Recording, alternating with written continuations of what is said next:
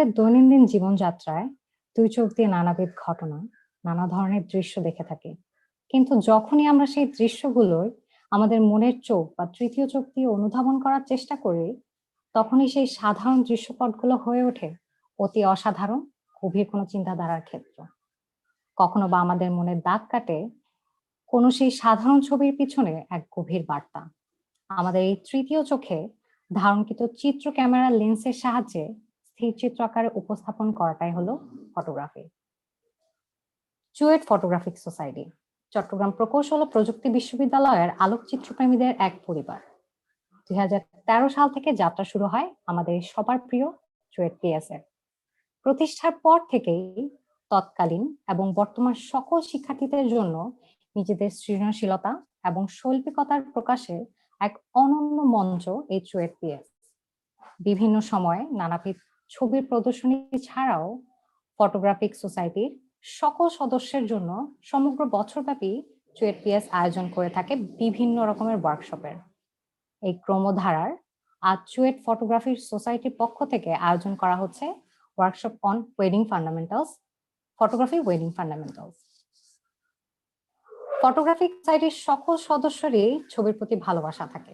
এর মধ্যে কেউ বা হয়তো শখের ফটোগ্রাফার, ছবি তুলতে ভালোবাসে, কিন্তু আবার অনেকেরই স্বপ্ন থাকে প্রফেশনাল ফটোগ্রাফার হওয়ার, ভালোবাসার প্যাশনটাকে প্রফেশন হিসেবে নেওয়ার। কিন্তু যথেষ্ট ইচ্ছা এবং সৎসাহস থাকার পরেও অনেক সময় আমরা পারি না আমাদের লক্ষ্যে পৌঁছতে। প্রফেশনাল ফটোগ্রাফির সুবিশাল জগতে ওয়েডিং ফটোগ্রাফি একটি উল্লেখযোগ্য ক্ষেত্র, যা আমাদের কম বেশি সকলেরই পছন্দের এবং বর্তমান সমাজে বহুল পরিচিত। ওয়েডিং ফটোগ্রাফিকে প্রফেশন হিসেবে নিতে ইচ্ছুক এমন উৎসাহের সংখ্যাও কিন্তু আমাদের মধ্যে কম নয়। তাই সকলের কথা বিবেচনা করে চুয়েট পিএস প্রথমবারের মতো ওয়েডিং ফটোগ্রাফির উপর ওয়ার্কশপের আয়োজন করতে যাচ্ছে। এই ওয়ার্কশপটি পুরোটাই পরিচালনা করবেন সম্মানিত তানভীর আলী ভাইয়া, chief photographer of wedding moments.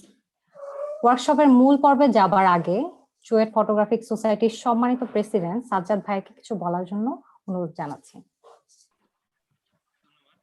ধন্যবাদ বুশরাকে অসাধারণ প্রেজেন্টেশনের জন্য, অসাধারণ উপস্থাপনার জন্য। প্রথমে আমরা যেটা বলতে চাই সেটা হচ্ছে যে আমরা প্রতি বছরই হচ্ছে এরকম কিছু ওয়ার্কশপের আয়োজন করার চেষ্টা করি, যেখানে হচ্ছে আমরা সবাইকে কিছু শেখানোর চেষ্টা করি, সবাইকে কিছু জ্ঞান অর্জনের সুযোগ করে দেওয়ার চেষ্টা করি, যারা হচ্ছে ভবিষ্যতে এই জিনিসগুলো অর্জন, যেহেতু আমাদের এবার হচ্ছে আমরা নতুন নবীনদেরকে আমরা 19 ব্যাচকে আমরা অ্যাটেন্ড করবো একটা প্রোগ্রামের মাধ্যমে, একটা কম্পিটিশনের মাধ্যমে আমরা হচ্ছে 19 ব্যাচকে সামনে তাদের হচ্ছে একটা প্রোগ্রামের মাধ্যমে তাদেরকে আমরা আমাদের ক্লাবে জয়েন করানোর চেষ্টা করব। তো আমরা সবসময় চেষ্টা করি যে এমন একটা কিছু করতে যেটাতে হচ্ছে তারা ফটোগ্রাফি অঙ্গনে আসার সাথে সাথে তারা যাতে কিছু শিখতে পারে। তো সেইভাবে আমরা ছোটখাটো আঙ্গিকে এর আগে করেছি। আমরা ক্যাম্পাসে অনেকবারই হচ্ছে আমরা এই আয়োজন করেছি। এখানে হচ্ছে আমাদের বড় ভাইরা নর্মালি এই সেশনগুলো নিয়ে থাকতো। তো এবার আমি চেষ্টা করেছি যে আমাদের কিছু সিনিয়র ফটোগ্রাফারকে, কিছু প্রফেশনাল ফটোগ্রাফারদেরকে এই সেশনগুলো নিতে চেষ্টা করার জন্য। তো আমি প্রথমবার যখন হচ্ছে আমি অ্যাপ্রোচ করি আমার ওয়েডিং মোমেন্টসে তানভীর আলী ভাইয়ের জন্য, এবং তাদের কাছ থেকে খুব সুন্দর আমি কিছু রিপ্লাই পাই, আমি এবং তারা খুব সহজেই হচ্ছে আমাদের এই প্রপোজালটাকে অ্যাকসেপ্ট করে নেয়। সেটার জন্য অসংখ্য ধন্যবাদ ওয়েডিং মোমেন্টস এবং তানভীর আলী ভাইয়ের কাছে যে উনি আমাদেরকে সময় দিতে পারছেন। আমার ইন্টারনেটটা আনস্টেবল দেখাচ্ছে, সরি যদি কেউ আমার কথা বুঝতে অসুবিধা হয়। তো আমি এই জন্য হচ্ছে ক্যামেরাটা অন করিনি। তো আমি আর কথা না বাড়িয়ে আমি বলবো যে ভাইকে অসংখ্য ধন্যবাদ আমাদের এই সেশনগুলো নেওয়ার জন্য, এবং ভবিষ্যতে আমরা আরো কিছু এরকম সেশন নেওয়ার চেষ্টা করব। আমরা আরো কিছু ভালো ভালো যেমন চিত্রগল্প এবং হচ্ছে আতা আদনান স্যারের সাথেও কথা বলেছি, রাহুল তালুকদার ভাইয়ের সাথে কথা বলেছি, চেষ্টা করব আমরা ওনাদেরকে দিয়ে সেশনগুলো আরো নেওয়ানোর জন্য। তো আমি আর কথা না বাড়িয়ে চলে যাচ্ছি পরের সেশন। ধন্যবাদ সাজ্জাদ ভাইকে। আমরা সবাই জানি যে ওয়েডিং ফটোগ্রাফি কিংবা প্রফেশনাল ফটোশুটের জন্য ওয়েডিং মোমেন্টস আজকাল আমাদের সকলের পছন্দের শীর্ষে রয়েছে, এবং এর পিছনে যে মানুষগুলো কাজ করছে তার মধ্যে তানভীর আলী ভাইয়া অন্যতম। তিনি 2009 সাল থেকে ওয়েডিং ফটোগ্রাফি করে আসছেন এবং এই পর্যন্ত তিনি 1000-টির বেশি ইভেন্টস কভার করেছেন এবং awarded ex photographer from Fujifilm Bangladesh. তো আর দেরি না করে ভাইয়াকে ওনার সেশন শুরু করার জন্য অনুরোধ জানাচ্ছি। ধন্যবাদ।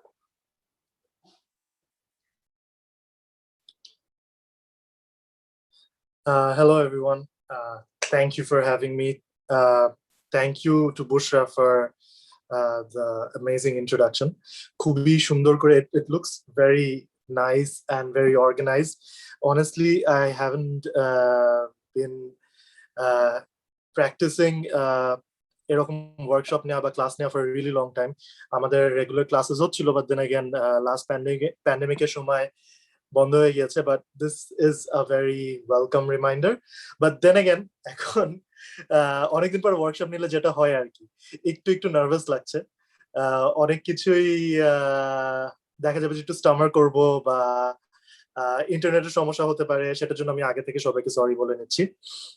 একটা জিনিস খুব ভালো লেগেছে, সেটা হলো গিয়ে আমাকে কালকে সাজ্জাদ একটা ইমেল করেছিল with all the questions that everybody submitted.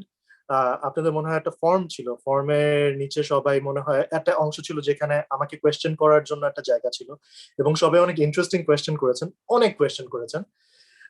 সবগুলো মেবি অ্যান্সার করা পসিবল হবে না, বাট চেষ্টা করব ওয়ার্কশপের শেষের দিকে কিছু কোয়েশ্চেনের অ্যান্সার করতে।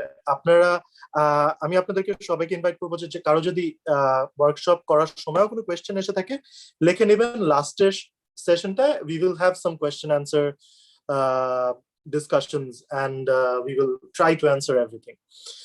So I want to start with saying that this is going to be a very, very casual workshop. So একদমই ফর্মাল বা খুব কিভাবে করে বলবো, মানে word to word bookish type হবে না। This is just going to be something that I feel is important. যখন ওয়েডিং ফটোগ্রাফি স্টার্ট করবেন, ওয়েডিং ফটোগ্রাফি স্টার্ট করার জন্য বা ওয়েডিং ফটোগ্রাফি বিজনেস স্টার্ট করার জন্য কিছু জিনিস আমার কাছে মনে হচ্ছে যেটা আমি আজ থেকে 10-12 বছর আগে শিখেছি, সেটাই আপনাদের সাথে শেয়ার করতে চাই। সো আমি একটা ছোট্ট স্লাইড শো প্রিপেয়ার করেছি। সো আমি যদি একটু স্ক্রিনটা শেয়ার করতে পারি তাহলে আমি এই স্লাইড শো গুলো দেখে দেখে কথা বলতে পারতাম। Is that possible?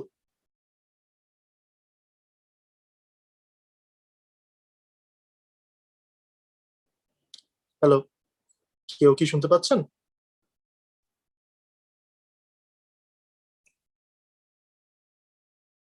জি ভাইয়া, শোনা যাচ্ছে। ভাইয়া, আমার স্ক্রিন শেয়ার করার অপশনটা কি একটু অন করে দেওয়া যাবে?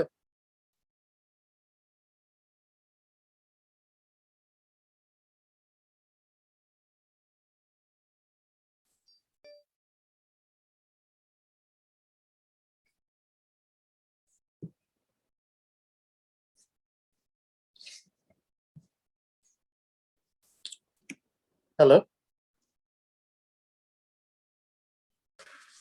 জি ভাইয়া, শোনা যাচ্ছে।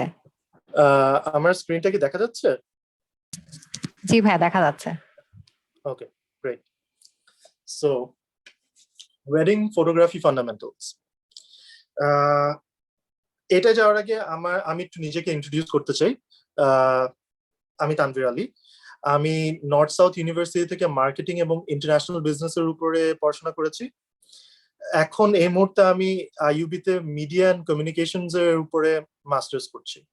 আমি ওয়েডিং ফটোগ্রাফি করছি সিন্স 2009, অ্যান্ড আমার যে ফার্মটা আছে ওই ফার্মটার নাম হলো গিয়ে ওয়েডিং মোমেন্টস অথবা Tanvir Ali photography. We have two different segments, একটা concentrating on weddings, আর একটা concentrating on anything that is photography and cinematography except for weddings. So আমার একটা ছোট্ট স্কুল আছে, অ্যাকচুয়ালি আমার না, আমার এবং আমার পার্টনারের M Aminur Rahman from Checkmate আর আমি মিলে এই স্কুলটা করেছি। It's called creative nation. এখানে আমরা ফটোগ্রাফি, বেসিক ফটোগ্রাফি এবং অ্যাডভান্স ফটোগ্রাফি নিয়ে ক্লাস নিয়ে থাকি। আনফরচুনেটলি আমি যেটা প্রথমে বলছিলাম যে আমাদের ক্লাস নেওয়া বা স্কুলের যে রেগুলার ক্লাসেস যেগুলো হয় সেগুলোতে একটা পজ পড়ে গিয়েছে with the pandemic. We are thinking of starting a new course very soon. Actually মেতে শুরু করতে যাচ্ছিলাম, আনফরচুনেটলি আবার লকডাউন দেওয়ার কারণে আমাদের ওটাও পিছিয়ে যাচ্ছে। সো ইনশাল্লাহ we will start taking more courses. Okay, এখন coming to wedding photography.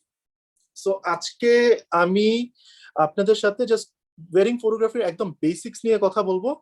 I am not going to go into basic photography বা বেসিক ফটোগ্রাফি কোর্সে যা যা শেখানো হয় সেগুলো না আমি যাব না। আমি ভাবছি যে আপনারা সবাই I am pretty sure photography নিয়ে আপনাদের অলরেডি একটু এক্সপিরিয়েন্স আছে and you already know the basics. Just to touch up আমি জাস্ট এইটুকুই বলবো যে যে কোনো ফটোগ্রাফি প্রফেশনালি করার আগে বা ফটোগ্রাফি মানে আপনি যদি একটা এক্সিবিশনও পার্টিসিপেট করতে চান বা একটা কম্পিটিশনও পার্টিসিপেট করতে চান, সবকিছুর আগে ইটস ভেরি ইম্পর্টেন্ট যে আপনি বেসিকটা আপনার জেনে নেবেন। ফটোগ্রাফির বেসিক কি হতে পারে? ফটোগ্রাফির বেসিক হলো গিয়ে exposure, which is shutter speed, aperture, ISO, and then there is composition, there is lighting. এরকম অনেক কিছু ব্যাপার আছে যেগুলো জানাটা অনেক important before you take a professional assignment. এটা ওয়েডিংই হোক বা যে কোনো কিছুই হোক, ওয়েডিং এর জন্য এটা অ্যাকচুয়ালি আরো বেশি ইম্পর্টেন্ট। কেন ইম্পর্টেন্ট সেটা আমরা সামনে ডিসকাস করব। ইটস বেটার দ্যাট আপনি একটা অ্যাডভান্স কোর্সও যদি করা থাকে, মানে অ্যাটলিস্ট ফর ওয়েডিং। কারণ দেখা যায় যে usually wedding is a once in a life time event for most people. So এখানে it's better if you have a little bit of experience before you start taking it professionally. এরপরে যে ব্যাপারটা সেটা হলো কি ওয়েডিং এর ব্যাপারে জানতে হবে।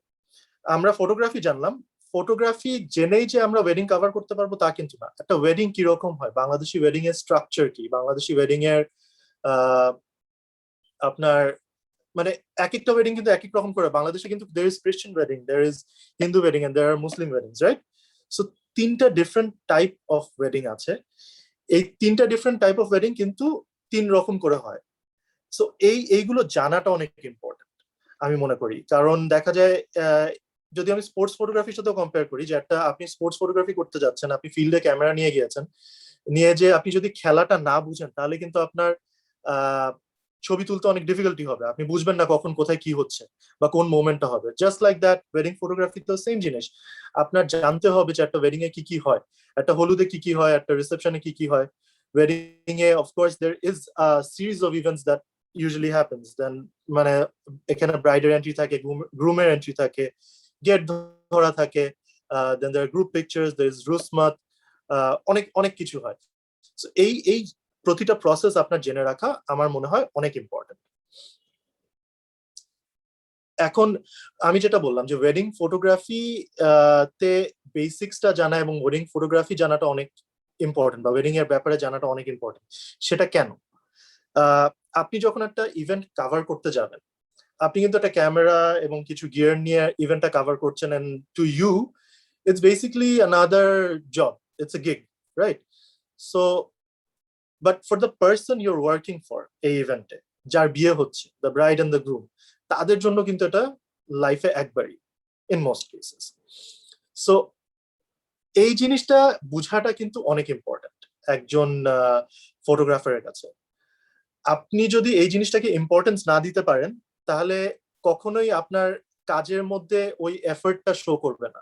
আপনার ক্লায়েন্টরা ওই জিনিসটা কখনোই বুঝতে পারবে না যে হাউ ইম্পর্টেন্ট, মানে কতটা ইম্পর্টেন্স দিচ্ছেন আপনি আপনার এই ইভেন্টটাকে, এই গিগটাকে। সো ক্লায়েন্ট কিন্তু মানে মোস্ট অফ দ্য টাইম আপনার উপরেই ডিপেন্ড করবে।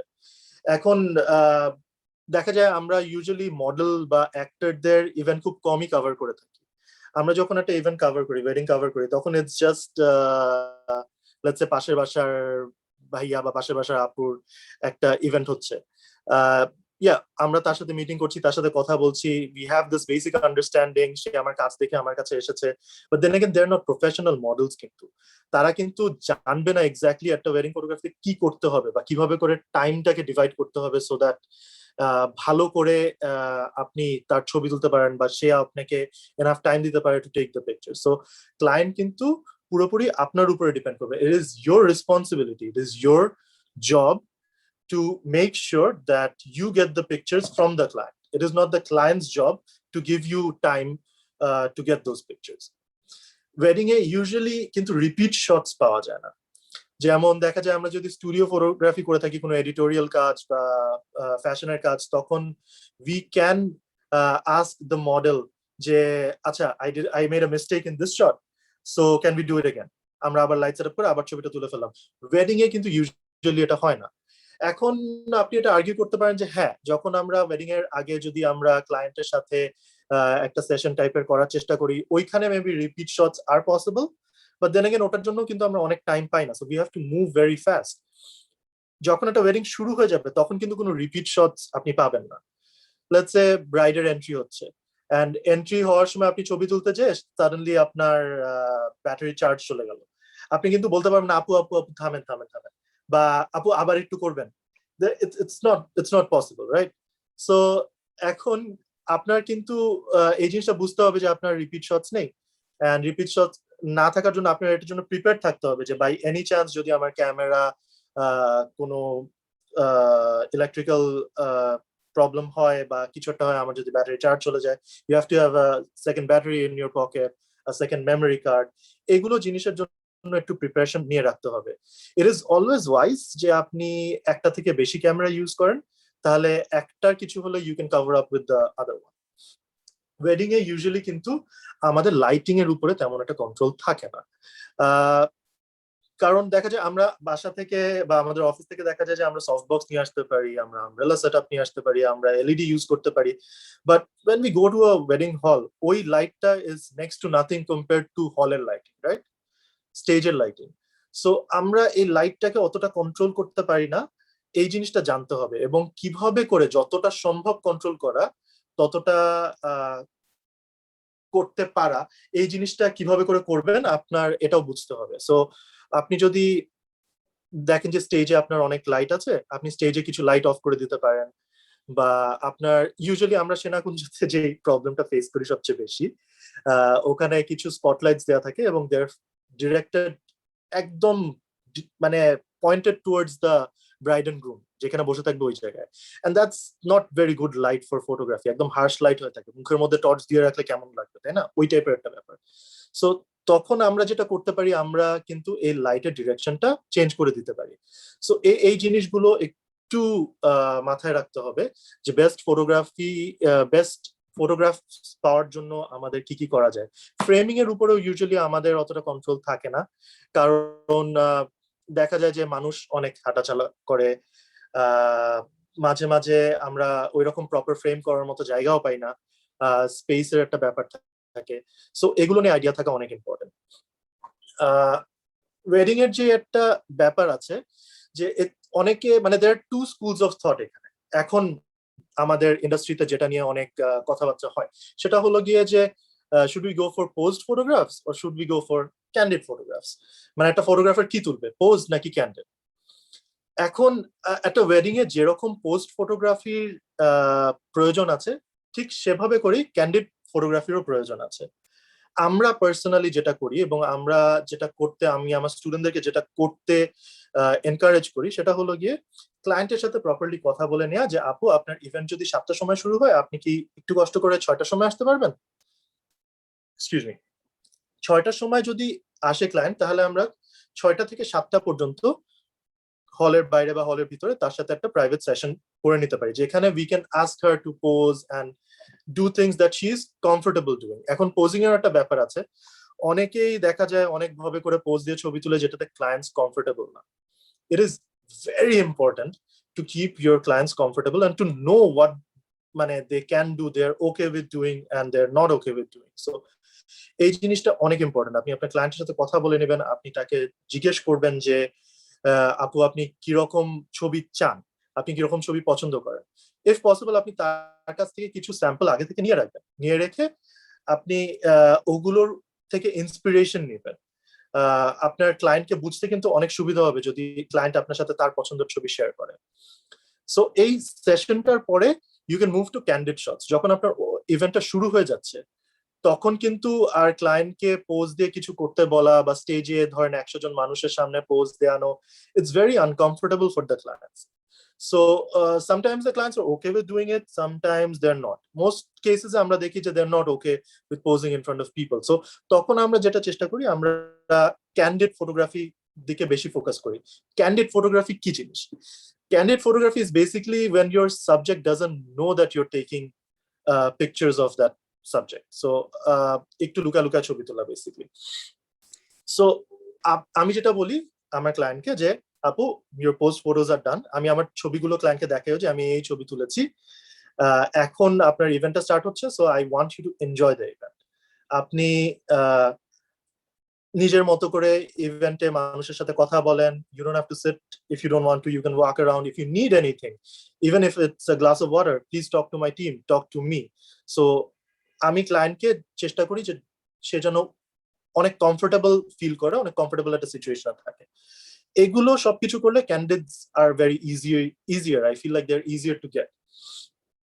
সেকেন্ড যে জিনিসটা সেটা হলো গিয়ে যে I do a lot of point of view shots, so maybe over the shoulder, অথবা দেখা যায় যে একটু সাইড থেকে, একটু অফ অ্যাঙ্গেল থেকে, একটু ডিফারেন্ট পয়েন্ট অফ ভিউ থেকে, মেবি একটু নিচ থেকে, সামটাইমস একটু উপর থেকে, এভাবে করে তোলার চেষ্টা করি। আমার ফটোগ্রাফি স্টাইলটা হলো গিয়ে I want my viewers to feel like ওরা ওইখানেই ছিল, when they're looking at the bride and groom, they should feel like ও আচ্ছা আমরা তো ইভেন্টেই ছিলাম, সো আমার চোখ দিয়ে যেন ওরা ইভেন্টটা প্রপারলি দেখতে পারে। Wedding is all about documentation, কিন্তু at the end of the day আপনি কি করছেন, আপনি আপনার ক্লায়েন্টকে ডকুমেন্ট করছেন, সে কি পড়েছিল, তাকে কিরকম লাগছিল দেখতে, আপনার ক্লায়েন্ট হাজব্যান্ড এন্ড ওয়াইফের মধ্যে ইন্টারাকশনস, মোমেন্টস, এগুলো ডকুমেন্ট করছেন। তারপর যখন ইভেন্টটা শুরু হচ্ছে, ইভেন্টে কি কি হয়েছিল, কে কে এসেছিল, সবার মুড কিরকম ছিল, what kind of colours were there, everything, it's all about documentation কিন্তু। সো এই জিনিসটা বুঝতে হবে। এন্ড ডকুমেন্টেশনই আমরা যখন বলি, আমরা মিন করি যে ইট ইজ এক্সটেন্সিভ, মানে it has to be very deep, এই ডকুমেন্টেশনের পার্টটা। ইট ক্যানট বি যে হ্যাঁ আমি ইভেন্ট শুরু হলো, আমি স্টেজের সামনে দাঁড়ায় জাস্ট গ্রুপ পিকচার তুললাম এবং তারপর ইভেন্ট শেষ হয়ে গেল, চলে আসলাম। দ্যাটস নট প্রপার ডকুমেন্টেশন কিন্তু। হ্যাঁ, আপনি মানুষদেরকে কভার করছেন, আপনি ডেকোর দেখাচ্ছেন, আপনি ক্লায়েন্টকে দেখাচ্ছেন, বাট দেন অ্যাগেন ওয়েডিং এর কিন্তু একটা সবগুলোরই কিন্তু একটা স্টোরি থাকে, রাইট? সো মানুষরা কি করছে, কে কার সাথে কথা বলছে, কিরকম হাসাহাসি হচ্ছে, ইভেন কিরকম খাওয়া দেয়া হয়েছিল, খাবার দেওয়া হয়েছিল। হ্যাঁ, আই নো অনেকেই ওয়েডিং ফটোগ্রাফিতে বা ওয়েডিং এ ছবি তোলা, খাওয়ার সময় ছবি তোলা বা ভিডিও করা একদম পছন্দ করে না, আমরাও করি না, we don't usually do it, but what we do is একটু দূর থেকে একটা লং শট আমরা নিয়ে রেখে দিই, just for the documentation. Even we don't just stick to our clients and the guests, we also move deeper. আমরা মাঝে মাঝে যে ওয়েটাররা থাকে তারা দেখা যায় প্রতিটা ইভেন্টের আগে they do a meeting circle হয়ে, সো আমরা ওগুলো ক্যাপচার করি। আমরা মাঝে মাঝে দেখা যায় যে আমরা একটু আগে পৌঁছে গেছি একটা ইভেন্টে, তখন স্টেজে ডেকোরেশন হচ্ছে, আমরা যারা ডেকোরেট করছে বা তাদের পয়েন্ট অফ ভিউ থেকেও পুরো জিনিসটা দেখানোর চেষ্টা করি। সো কাজের কিছু শটসও আমরা নিয়ে রাখি। So it is a proper documentation. এখন আরো বেটার ডকুমেন্টেশন করা possible when you have a lot of time, but unfortunately আমাদের বাংলাদেশি ওয়েডিং গুলো দেখা যায় যে it's usually 6 hours, 5 to 6 hours, sometimes a little bit more.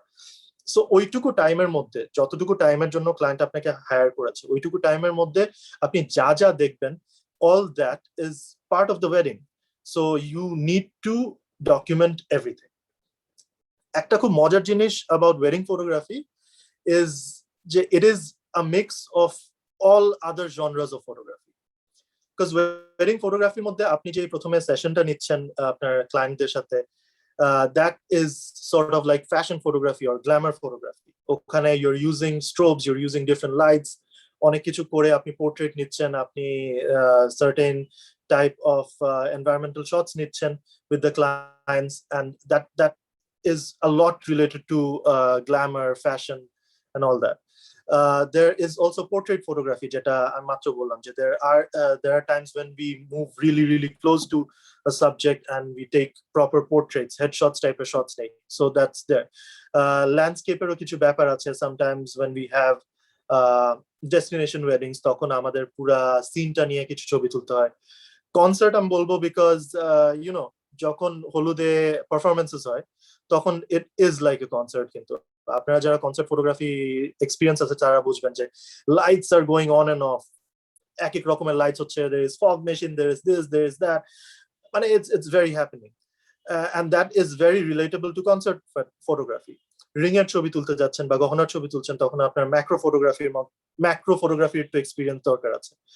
আপনি যখন ক্যান্ডিড ফটোগ্রাফি মানে ক্যান্ডিড তুলতে যাচ্ছেন তখন কিন্তু আপনার অ্যাকশন ফটোগ্রাফির কিছু এক্সপিরিয়েন্স দরকার আছে। সো ওয়েডিং ফটোগ্রাফি কিন্তু mix of all kinds of photography, and it is very important যে আপনি সব ফটোগ্রাফি যেন আপনার জানা থাকে এবং আপনার এক্সপিরিয়েন্স থাকে, আপনি যেন পারেন।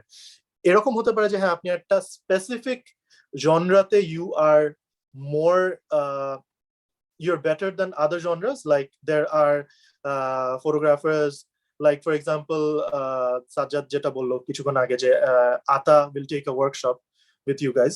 So Ata is great at taking candid shots, so that is his specialty, but it doesn't mean je o candid chhara ar kichu nite pare na.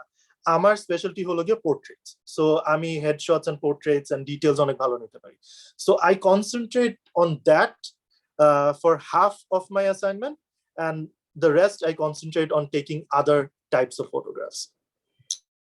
I hope I'm clear with this. আপনাদের যদি question থাকে তাহলে please note it down.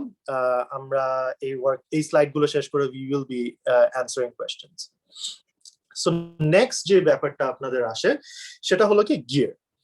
Wedding photography করার জন্য কি রকম gear হলে ভালো হয়, এই কোয়েশ্চেনটা আমাদের কাছে সবাই সব সময় জিজ্ঞেস করে, অল দ্য টাইম, যে ভাইয়া আমি কি গিয়ার ইউজ করবো, ভাইয়া ক্যানন নিব না নাইকন নিব, সনি নিব নাকি অন্য কিছু নিব, ফুজিফিল্ম নিব, এই টাইপের কোয়েশ্চেন সবসময় আসে।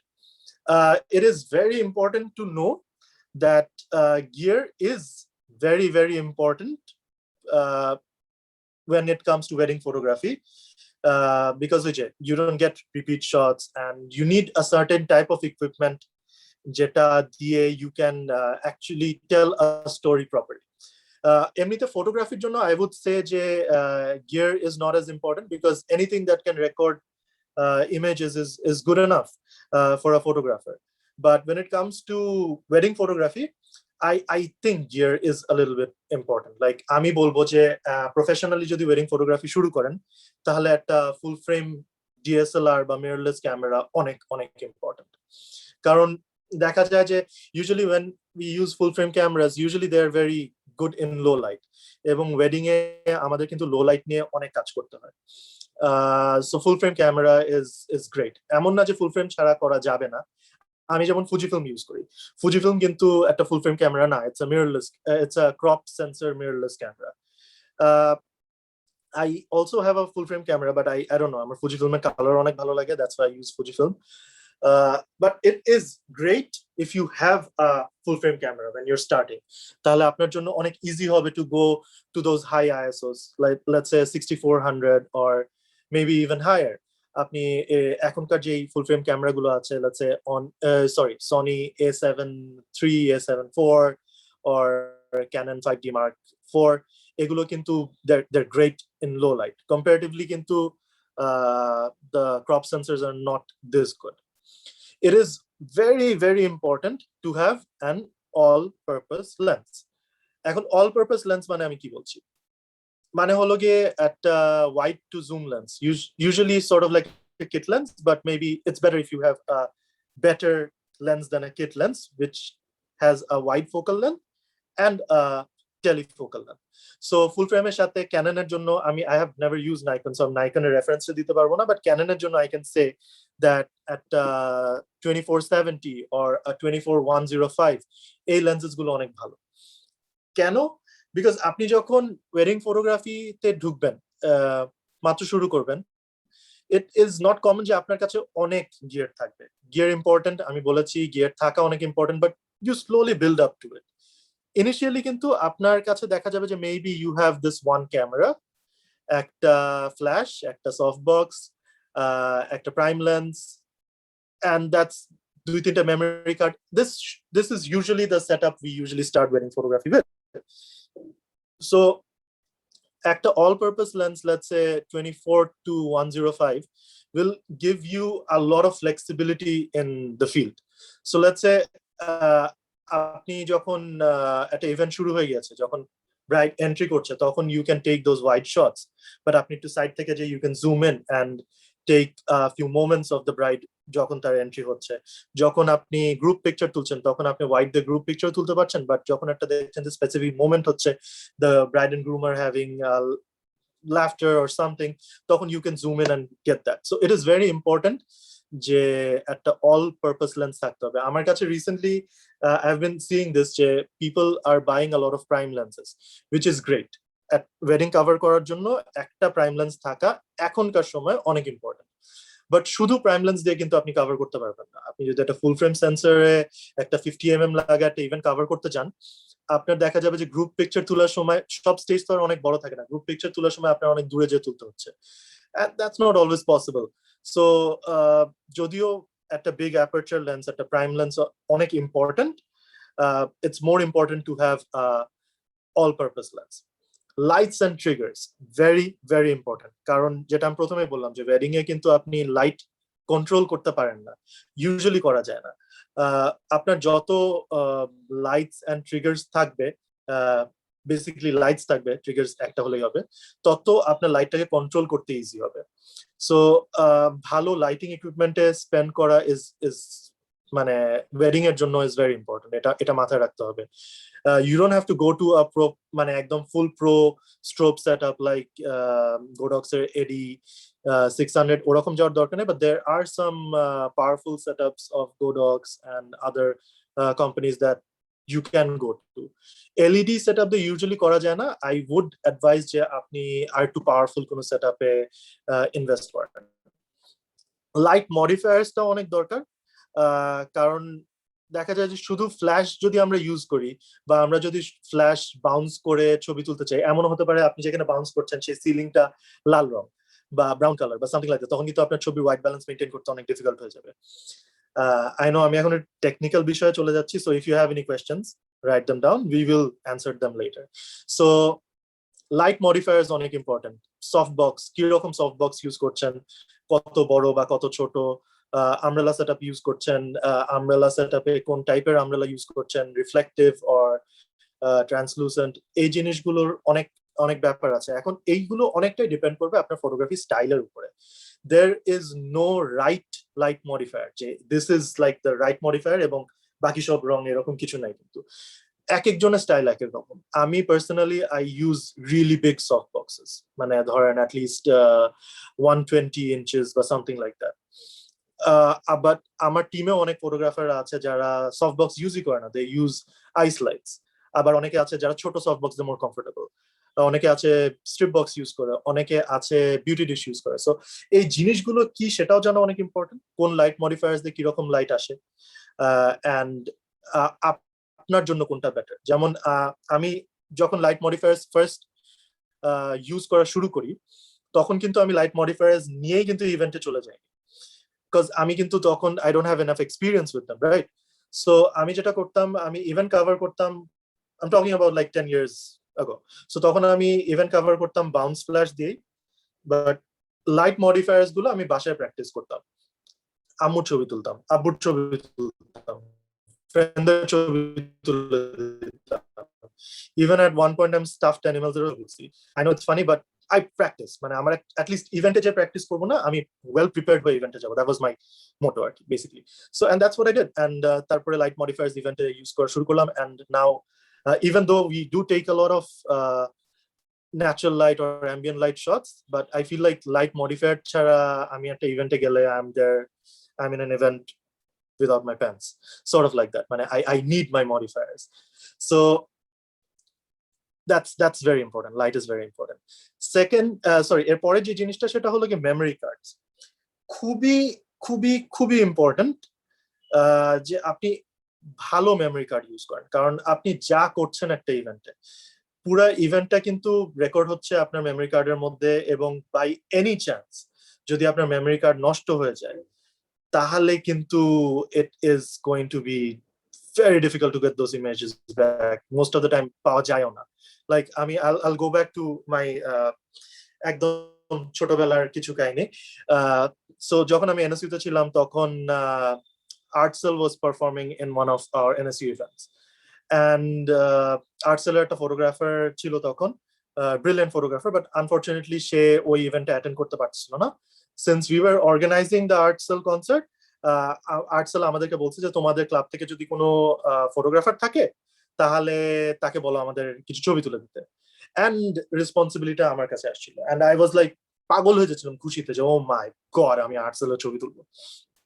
আর্টসেল ওয়াজ পারফর্মিং এবং আই হ্যাড অল অ্যাক্সেস স্টেজের মাঝখানে যে ছবি তুলছি, and it was amazing. I got some really really good shots. আমি ইভেন কনসার্ট শেষের পরে আমি যখন আসছি রাতের বেলা, যখন আমি আসতেছি তখন আমি গাড়িতে বসে বসে I was looking through the picture যে oh my god this shots are gonna be amazing, আমার পোর্টফোলিওর জন্য ফাটাফাটি হবে। Just I was so excited. আমি বাসায় আসলাম, বাসায় এসে মেমরি কার্ডটা খুললাম, মেমরি কার্ডটা খুলে কম্পিউটারে লাগালাম, অ্যান্ড দেখি যে there are no pictures inside it. আমি মেমরি কার্ডটা খুলে আবার ইয়েতেও ক্যামেরা লাগালাম, নো পিকচার্স। আবার পিসিতে লাগালাম, এরপরে মেমরি কার্ডটা রিডই করতে পারছি না। অ্যান্ড মানে I don't know if you can imagine তখন কেমন লাগে। মানে I felt like jumping off the roof or something like that. So অনেক অনেক অনেক খারাপ লাগছিল, and I tried recovering the photos, and আমি রিকভার করতে পারিনি। The memory card just became a piece of plastic. কোনোভাবে করে রিকভার করা যাচ্ছে না, and that was my mistake.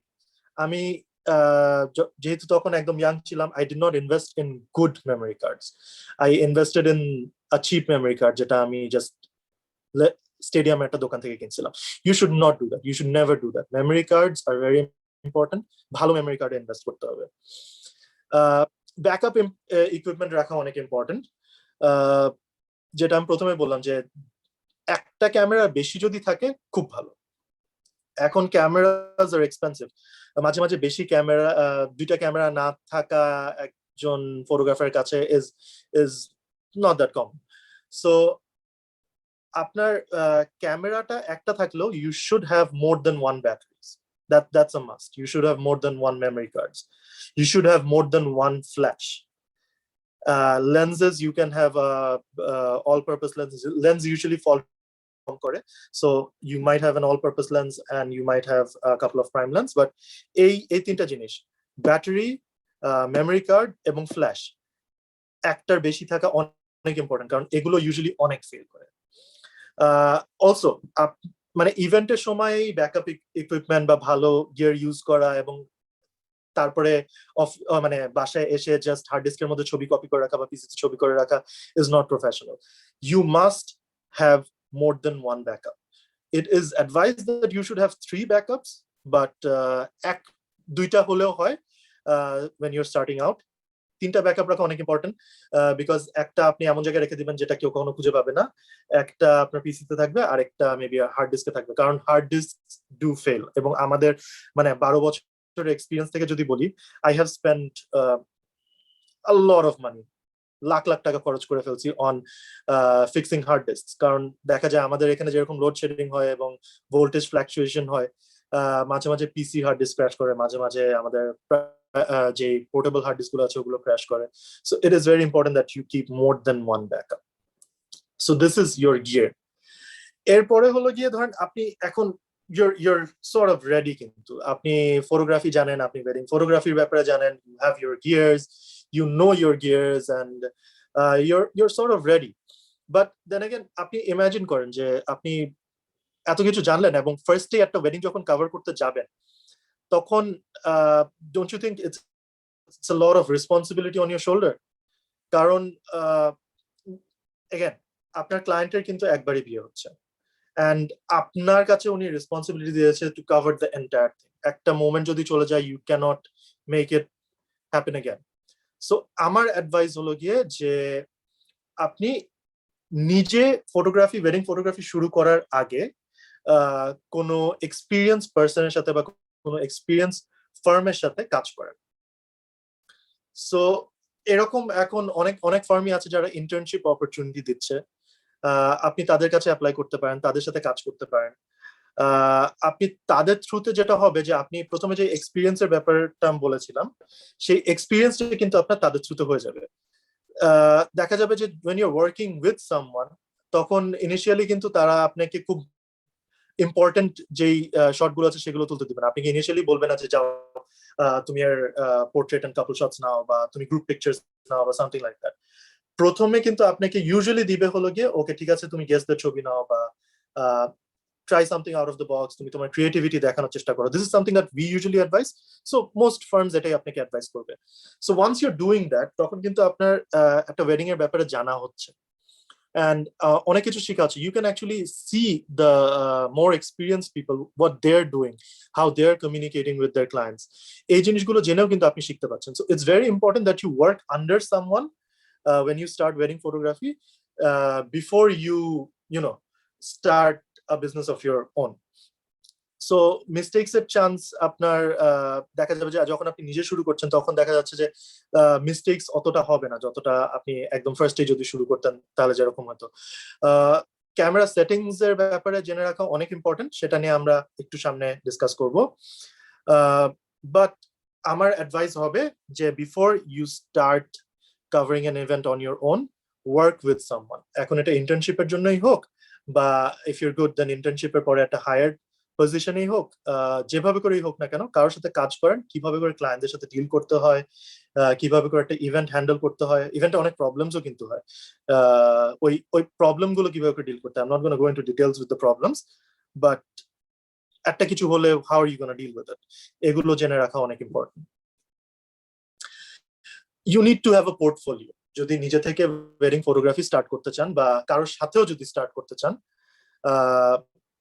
Portfolio থাকা ইম্পর্টেন্ট. পোর্টফোলিও কি? Portfolio is a collection of your best work. So আপনি যদি কারোর সাথে কাজ করেন তাহলে আপনার পোর্টফোলিও বানানোটা কিন্তু অনেক ইজি হয়ে যাচ্ছে. Because when you're starting out as a wedding photographer, you are not going to get a lot of events. Like আমি যখন স্টার্ট করেছিলাম ফার্স্ট 2009 এ, আমি লাকিলি ডিসেম্বরের একটু আগে স্টার্ট করেছিলাম এবং I did get a lot of events, but still মানে দেখা যাচ্ছে 2009 এ I covered in total 20 events. And 20 events are shop event কিন্তু you're not going to get photos that are going to be worth being on your portfolio, right? So if you work under someone, if you work with someone, you'll cover a lot more events than you would cover on your own. It'll be easier for you to make a good portfolio, and you should make your portfolios with your best pictures. আপনি যেগুলো ভালো তুলেছেন, অনেকে I have seen people who are using their pictures এবং মাঝখানে আবার অন্য কারো একটা ছবি ঢুকে দিচ্ছে. That's very unethical. You should never do that. আপনার পোর্টফোলিওতে it's not just your photography skills যেটা আপনি দেখাচ্ছেন, আপনি কিন্তু আপনার এডিটিং স্কিলসও দেখাতে হবে. Specially this goes for when you're approaching a client কিন্তু শুধু আপনার ফটোগ্রাফি কম্পোজিশন এন্ড লাইটিং দেখেই মানে that's not the final product. কিন্তু আপনার ক্লায়েন্টকে যখন দিবেন তখন কিন্তু ফাইনাল প্রোডাক্টটা হলো কি দ্য এডিটেড পিকচার. যখন আপনি ছবি তুলবেন, আচ্ছা I forgot to mention this, যখন আপনি একটা প্রফেশনাল অ্যাসাইনমেন্ট কভার করবেন, ইট ইজ মানে না হলেই না, হইতেই হবে একদম ফরজ যে আপনার ছবি তুলতে হবে র ফরম্যাটে. এখন অনেকেই দেখা যাচ্ছে যে nowadays they are focusing a lot more on taking photos in JPEG, but JPEG এ কিন্তু you don't have a lot of option to edit the picture. Let's say একটা র তে আপনি যেমন 5-6 stops of light and colors control করতে পারবেন, আপনি কিন্তু JPEG এ অতটা পারবেন না. JPEG is the final product. So it is very important যে আপনি র তে ছবি তুলেন.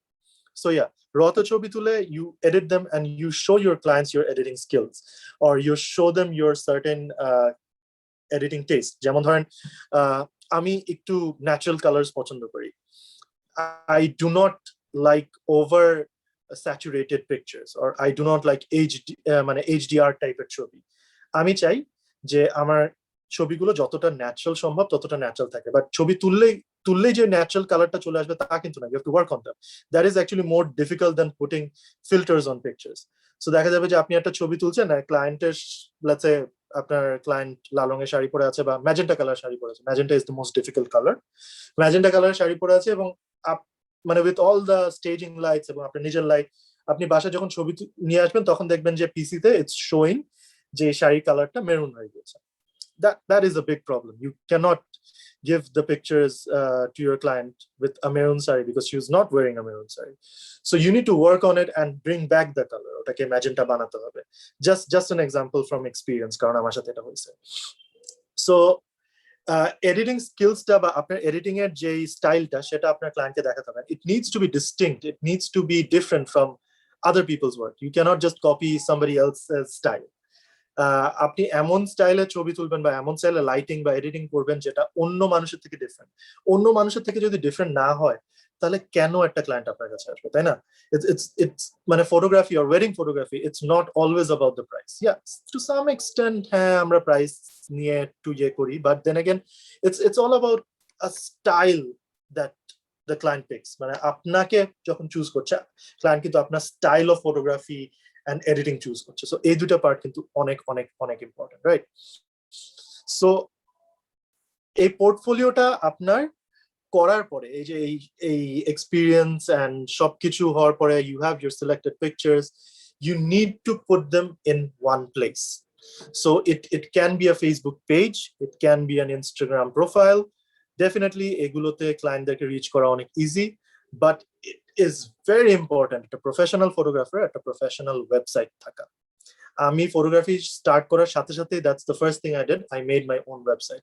ওয়েবসাইট থাকলে it will be easier for you to get clients যারা দেশের বাইরে থাকে।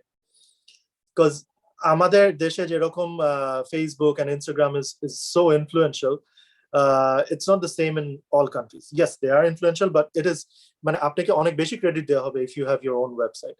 ওয়েবসাইট বানানো it's not that difficult. You can actually do it on your own, but there are IT firms, really good IT firms who can help you with it. So একটা proper website বানায় ওখানে সব ছবিগুলো display করা অনেক important, and that will actually help you to start your business. এখন during the event আমরা wedding photography নিয়ে বা ওয়েডিং ফটোগ্রাফি কিভাবে স্টার্ট করব, কি কি জানা দরকার ওয়েডিং ফটোগ্রাফি নিয়ে সেটা আমরা একটু ডিসকাস করলাম। নাও we are going to talk about what you should do in an event যখন আপনি ওয়েডিং কভার করবেন। সো আপনার ক্লায়েন্ট যদি আপনাকে বলে যে ভাইয়া আমি 6টার সময় আসবো ইভেন্টে, আপনি আগে কিছু সেশন করার জন্য আপনার সাথে কিছু ছবি তোলার জন্য আপনি আমার একা একা কিছু ছবি তুলে দেবেন, সেটার জন্য আমি 6টার সময় আসবো। সেটা শুনে আপনি যদি এক্স্যাক্টলি 6টার সময় ভেন্যুতে যান তাহলে কিন্তু হবে না। নো ম্যাটার আপনি ওই ভেন্যুটাতে কতবার গেছেন বা ওই ভেন্যুটা কতটা ভালোভাবে করে জানেন, ক্লায়েন্টের আগে আপনার পৌঁছাতে হবে। I would say at least half an hour আগে। হাফ অ্যান আওয়ার আগে আপনি ইভেন্টে যেয়ে আপনি পুরা ভেন্যুটা দেখবেন। আপনি দেখা যেতে পারে যে এই ভেন্যুতে আপনি আগে কাজ করেছেন, বাট এরকম হতে পারে আপনি কিন্তু এই ডেকোরেশনে আগে কাজ করেন। সো ভেন্যুটা দেখবেন, ডেকোরেশন দেখবেন, আপনি আপনার ফ্রেম গুলো চুজ করে রাখবেন, আপনি স্কাউট করবেন পুরো ভেন্যুটাকে যে আমি এইখানে একটা ছবি নিব, আমি ওই জায়গায় যে এভাবে করে একটা ছবি নিব। দরকার হলে আপনি ক্যামেরা দিয়ে কয়েকটা ট্রায়াল শটস নিয়ে রাখবেন যে এই জায়গায় আমার এই ছবি দরকার। মক শটস যেটাকে আমরা বলি, লোকেশনস ফিক্স করে আপনি কিছু মক শটস নিয়ে রাখবেন। আমি যেটা করি ইউজুয়ালি, একটা ক্যামেরা দেখা যায় যে আপনার কাস্টম সেটিংস এর অপশন আছে। আপনি দেখবেন সব প্রফেশনাল ক্যামেরাতে there is C1, C2 and C3. So C1, C2, C3 তে আপনি আপনার মানে একটা সেটিং সেট করে রাখতে পারবেন। লেটস সে ম্যানুয়ালে আপনি ছবি তুলছেন, আপনি শাটার স্পিড 200 রাখতে চান, আপনি ISO 400 রাখতে চান এবং আপনি অ্যাপারচার 2.8 রাখতে চান। এই সেটিংটা আপনি C1 এ সেট করে রাখবেন। This is your let's say স্ট্রোবে ছবি তোলার সেটিং। C2 তে আপনি সেট করে রাখবেন আপনার অ্যাম্বিয়েন্ট ফটোগ্রাফিতে অ্যাম্বিয়েন্ট লাইটিং এর ছবি তোলার সেটিং। সো লেটস সে আপনি তখন ISO আরো বাড়ায় দিচ্ছেন, শাটার স্পিড আর একটু বাড়ায় নিচ্ছেন to get those action shots. Aperture 2.8 থেকে যদি প্রাইম ইউজ করেন তাহলে 1.8 or 1.4 এ চলে যাচ্ছেন। এভাবে করে C1, C2 or C3 তে আপনি আপনাদের নিজেদের কিছু সেটিংস সেট করে রাখবেন। That is before the client comes, মানে ইভেন্ট এখনো শুরু হয়নি, তখন আপনি সেট করে রাখবেন প্রতিটা সেটিং এ যে প্রতিটা ইভেন্টে যেই আমি আমার C1, C2, C3 settings change করি based on that event, so that আমি যখন ছবি তুলছি তখন আমার ম্যানুয়ালে যে বারবার শাটার স্পিড অ্যাপারচার চেঞ্জ করতে হচ্ছে না। What I can just do is turn one নব and go from C1 to C2, C2 to C3 or back to C1 again. So এই জিনিসটা অনেক ইম্পর্টেন্ট। কোথায় কোন টাইপের লাইটিং লাগছে এবং কোন টাইপের লাইটিং টেম্পারেচার ভালো লাগছে এটাও কিন্তু জানা অনেক ইম্পর্টেন্ট। সো লেটস সে আপনি গেটের সামনে একটা ছবি তুলবেন, ওখানে আপনার নীল রঙের এলইডি দিয়ে রেখে দিচ্ছেন, ওইটার জন্য কিন্তু there is a different white balance that you have to use, a different lighting setup that you have to use, right? আবার আপনি যখন গ্রুপ পিকচার তুলবেন স্টেজে তখন কিন্তু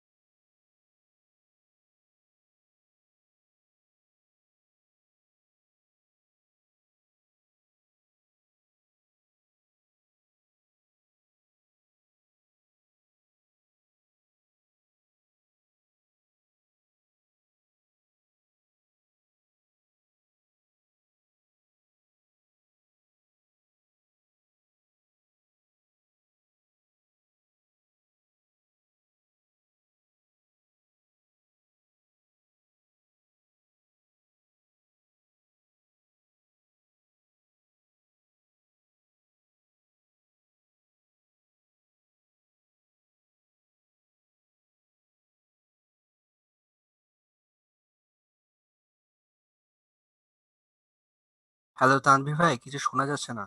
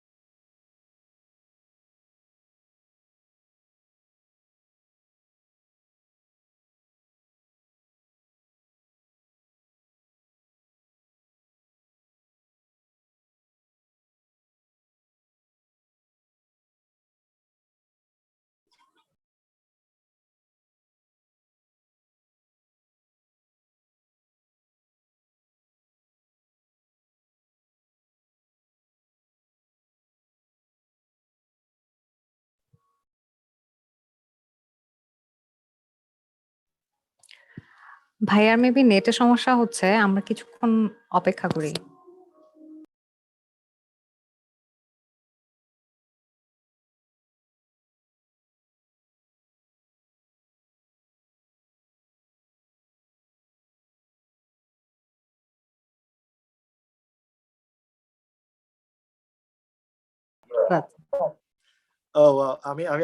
সাজ্জাদ আমাকে মাত্র ফোন করে বললো যে আমাকে অনেকক্ষণ ধরে শোনা যাচ্ছে না। This is so embarrassing. I am really sorry guys. So can people tell me যে কতটুকু পর্যন্ত শোনা গিয়েছে, তাহলে I can carry from there. Portfolio পর্যন্ত। আচ্ছা, ওকে ওকে ওকে ওয়েট।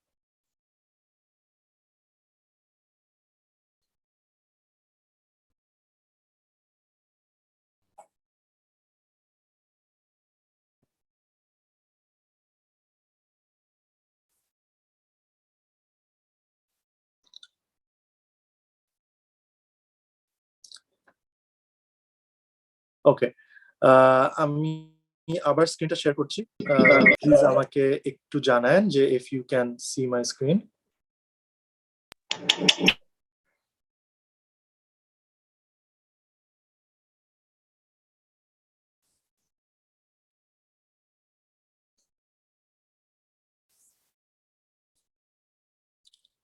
স্ক্রিন কি দেখা যাচ্ছে? জি ভাইয়া, দেখা যাচ্ছে। Okay, great. So I think building a portfolio পর্যন্ত আমি ডিসকাস করতে পেরেছি। বিল্ডিং আ পোর্টফোলিওতে কি লাইক ক্লাস পর্যন্ত সবাই আমাকে শুনতে পেরেছে?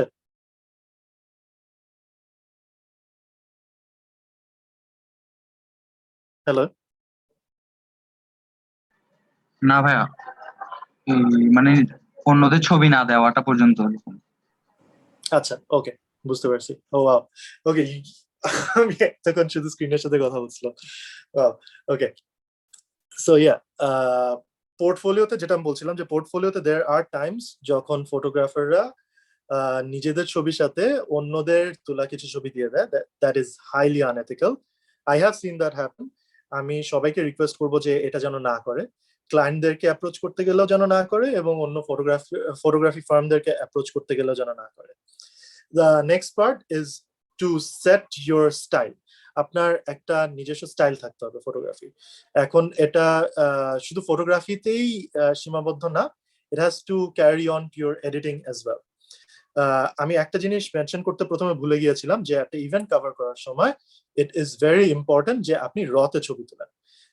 র ইজ বেসিক্যালি আমরা যখন ক্যামেরার পিকচার কোয়ালিটিতে যাচ্ছি তখন we have a lot of options, we have different kinds of JPEG, different sizes, and then we have this option call raw. ক্যাননের জন্য এটা CR2, নাইকনের জন্য এটা NEF, ফুজির জন্য এটা REF, অ্যান্ড সনির জন্য সামথিং এলস। সো রতে ছবি তুলে কি হবে, you will have a lot of option in your hand to post process this pictures. এখন আমি দেখেছি অনেক ফটোগ্রাফাররাই জেপেগে ছবি তুলে এবং জেপেগে তুলে সেটার উপর একটা ফিল্টার বসায় দেয়। That is not the right way to do wedding photography, at least. Filters are great for Instagram, but not for professional photography. আপনার অলওয়েজ রতে তুলতে হবে, এবং রতে তোলা সবচেয়ে বড় যে ব্যাপারটা যে আপনার আমার যে স্টাইলটা সেটা হলো গিয়ে যে আমি ন্যাচারাল কালার্স খুব পছন্দ করি। সো রতে তুললে ন্যাচারাল কালার্স আনা অনেক পসিবল, অনেক ইজিলি পসিবল আর কি। সো রতে তুলবেন এবং work on your editing skills two set a different kind of tone. Let's say your pictures might be, let's say, warm tone or একটু কোল্ড টোন, যেটা আপনার পছন্দ হয়, যেটা আপনার স্টাইলের সাথে যায়, সেরকম একটা স্টাইল সেট করবেন, এডিটিং স্কিল সেট করবেন, এবং সেটা আপনার পোর্টফোলিওতে বেশি দেখাবেন, so that a client or a firm who wants to hire you can distinguish you from other photographers. You have to be different from others. এছাড়া মানুষ আপনাকে কেন হায়ার করবে, রাইট? সো এই জিনিসটা অনেক important. So this is basically the portfolio part. এরপরে I moved to during the event part, যেটা হলো গিয়ে আমরা প্রথমে কি কি ডিসকাস করলাম। আমরা ডিসকাস করলাম যে একটা আমাদের ফটোগ্রাফি জানতে হবে, আমাদের ওয়েডিং ফটোগ্রাফি জানতে হবে, একটা ওয়েডিং এ কি কি হয়, কিভাবে করে পোর্টফোলিও বিল্ড করব, কি গিয়ার ইউজ করব, এক্সপিরিয়েন্স গ্যাদার করব কিভাবে করে, এগুলো আমরা সবকিছু জেনেছি। এখন we are going to talk about আমরা অ্যাকচুয়ালি ইভেন্টে যে কি করব। So it is very important for you to reach the venue before your client. এখন আপনার ক্লায়েন্টের ইভেন্ট 7টা থেকে শুরু হতে পারে, এবং আপনার ক্লায়েন্টের সাথে আপনার আন্ডারস্ট্যান্ডিং হতে পারে যে 7টা থেকে আপনার ইভেন্ট শুরু হবে, আপু এন্ড ভাইয়া আপনি 6টার সময় চলে আসেন, সো দ্যাট আমরা একটা 1 ঘন্টার photo session type, outdoor session type করতে পারি। সেই জন্য যে আপনি এক্স্যাক্টলি 6টার সময় ইভেন্টে যে পৌঁছাবেন, দ্যাটস নট রাইট। আপনি ডেফিনেটলি ক্লায়েন্টের আধা ঘন্টা আগে যে পৌঁছাবেন। And ইভেন্টে পৌঁছায়, ভেন্যুতে পৌঁছায়, your job is to scout the venue. ভেন্যুটাকে দেখা, ভালো করে একটু রিসার্চ করা। এমন হতে পারে যে আপনি এই ভেন্যুতে আগে এসেছেন, আপনি এই ভেন্যুটা জানেন, but still go through everything, because decorations different হতে পারে, অনেক কিছু ডিফারেন্ট হতে পারে। So you need to know যে এইবার ইভেন্ট এই ভেন্যুটা কিরকম। সো ডিফারেন্ট জায়গায় হেঁটে, একই জায়গায় যেখানে আপনি আগেও গিয়েছেন সেখানে হেঁটে try to find something new, অথবা কি কি চেঞ্জ হয়েছে বা কিরকম ছবি তুলবো, এগুলো জানা অনেক ইম্পর্টেন্ট। আমি যেটা করি সবসময় ইভেন্টের আধা ঘন্টা আগে যে আমি কিছু স্পট ফিক্স করি, কিছু মক লোকেশনস বা মক শটস নিয়ে রেখে দিই। So let's say Senakunja for example, সেনাকুঞ্জতে সবচেয়ে মানে কমন শট কি, সেনাকুঞ্জকে ব্যাকগ্রাউন্ড রেখে একটা ওয়াইড শট নেয়া। আমিও নিয়েছি এবং সব ফটোগ্রাফাররাই নিয়ে থাকে। এইটাকে কিভাবে করে একটু ডিফারেন্টলি তোলা যায়। লেটস সে এখন আমার ক্লায়েন্ট যদি একটা হোয়াইট ড্রেস পরে, সেটার জন্য আমার একটা সার্টেন লাইটিং সেটআপ হবে। সে যদি একটা ডার্ক ব্লু বা সামথিং কোন একটা কাপড় পরে থাকে, সেটার জন্য একটা আলাদা লাইটিং সেটআপ হবে। সো আমার মক শটস নিয়ে জেনে রাখতে হবে যে কোন সেটআপটা আমি এখানে ইউজ করব, রাইট? ওই শটটা ছাড়াও আমি অলওয়েজ চুজ করি যে অলওয়েজ খুঁজে বের করার চেষ্টা করি যে কোথায় একটা ডিফারেন্ট শট নেওয়া যায়। যেমন আমাদের অফিস মহাখালী ডিএইচএস এবং আমাদের ডিএইচএস এর সবচেয়ে কাছের ভেন্যু হলো গিয়ে rava club. There was a time, there was like this একটা বছর যেখানে আমরা মনে হয় 80% ইভেন্ট শুধু রাওয়া ক্লাবে করছি।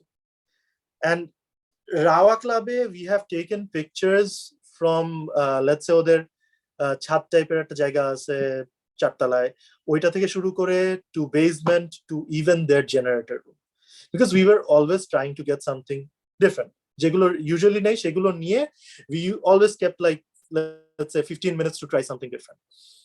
এই জিনিসটা করা অনেক important to your client and to yourself to build a portfolio as well. আপনার ক্যামেরায় দেখবেন যে manual, aperture priority, shutter priority, এগুলোর পরেও there are 2 or 3 other settings called C1, C2 and C3. C1, C2 and C3 is your custom settings. So আরেকটা জিনিস যেটা আমি সবসময় করি একটা ভেন্যুতে, যে no matter how many times I've been to that venue or a similar decor, আমি কিছু মক শটস নিয়ে আমার C1, C2, C3 টা সেট আপ করে রাখি। C1, C2, C3 set up কেমন করে, যেমন ধরেন আপনি গ্রুপ পিকচার তুলবেন। গ্রুপ পিকচার তোলার জন্য হ্যালো, সবাই কি আমাকে শুনতে পাচ্ছে? Just checking. জি ভাই। Okay, great, thank you. ভয় ঢুকে গেছে এখন, খালি মনে হয় কেউ শুনতেছে না। So so C1, C2, C3 আমি কিভাবে করে সেট করে রাখি? গ্রুপ পিকচারের জন্য আমার লাইটিং সেটআপ হলো গিয়ে দুইটা আমব্রেলা দুই সাইড থেকে as well as একটা soft box to get a little bit of dramatic shots. So আমি এখানে আমার ব্যাকগ্রাউন্ডের উপর বেস করে আমি কি রকম ক্যামেরা সেটিংস রাখবো, আমার শাটার স্পিড কত থাকবে, লেটস সে 1/125, আমার অ্যাপারচার কত থাকবে, লেটস সে 5.6, আমার আইএসও কত থাকবে, আইএসও 400, আমার ফ্ল্যাশের পাওয়ার কতটুকু থাকবে, এগুলো আমি আগে থেকে সেট করে C1 এ সেটাকে সেভ করে রাখি। C2 তে আমি অ্যাম্বিয়েন্ট লাইট সেটআপে যদি ছবি তুলতে হয়, লেটস সে আমি গ্রুপ পিকচার না তুলে এখন আমি স্টেজের বাইরে অফ স্টেজ কিছু ছবি তুলছি, ক্যান্ডিড ছবি তুলছি, তখন আমার কিরকম সেটআপ লাগবে, আমার তখন আইএসওটা একটু বেশি লাগবে, আমার তখন শাটার স্পিডটা একটু ফাস্ট লাগবে বিকজ আমি অ্যাকশন নিতে যাচ্ছি।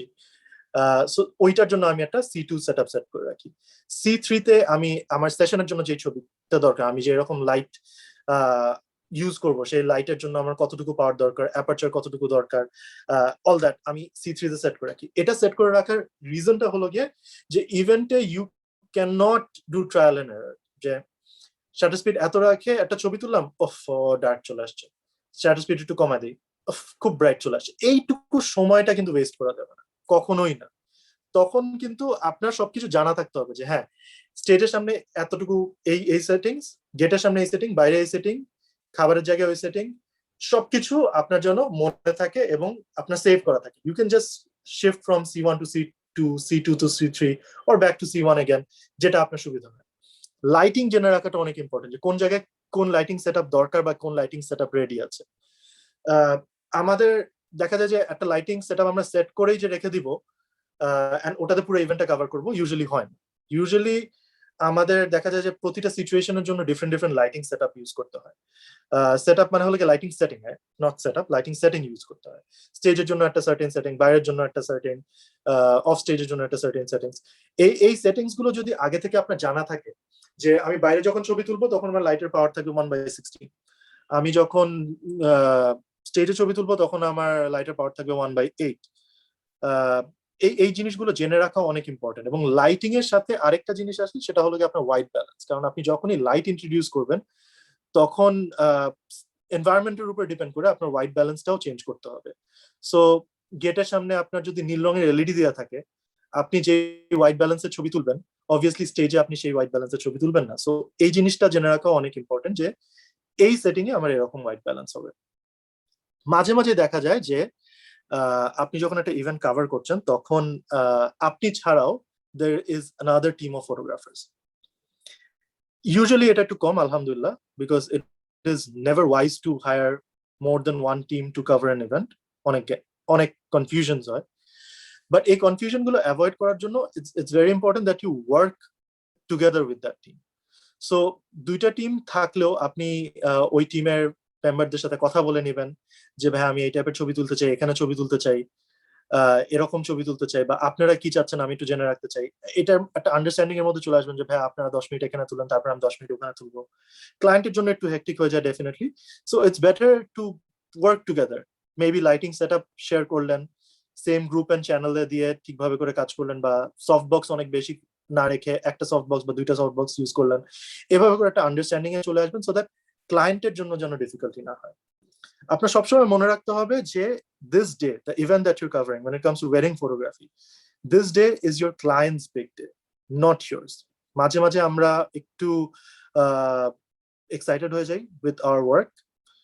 It is very important to stay calm and remember that it's your client's day. So client কি টাইপের ছবি চায়, that should be your priority, not আপনি কি টাইপের ছবি চান।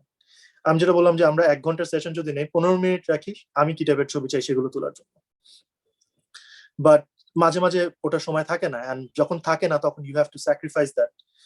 আপনি কিন্তু ক্লায়েন্টকে ফোর্স করতে পারবেন না।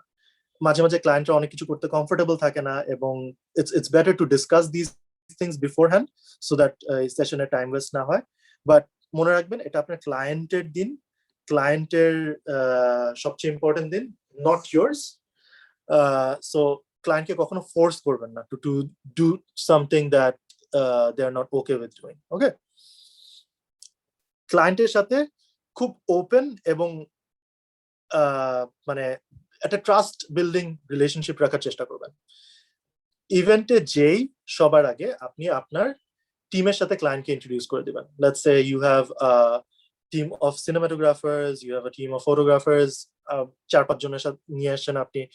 আপনি সবার আগে সবাইকে ডাকবেন, ডেকে ক্লায়েন্টের সাথে পরিচয় করে দিবেন যে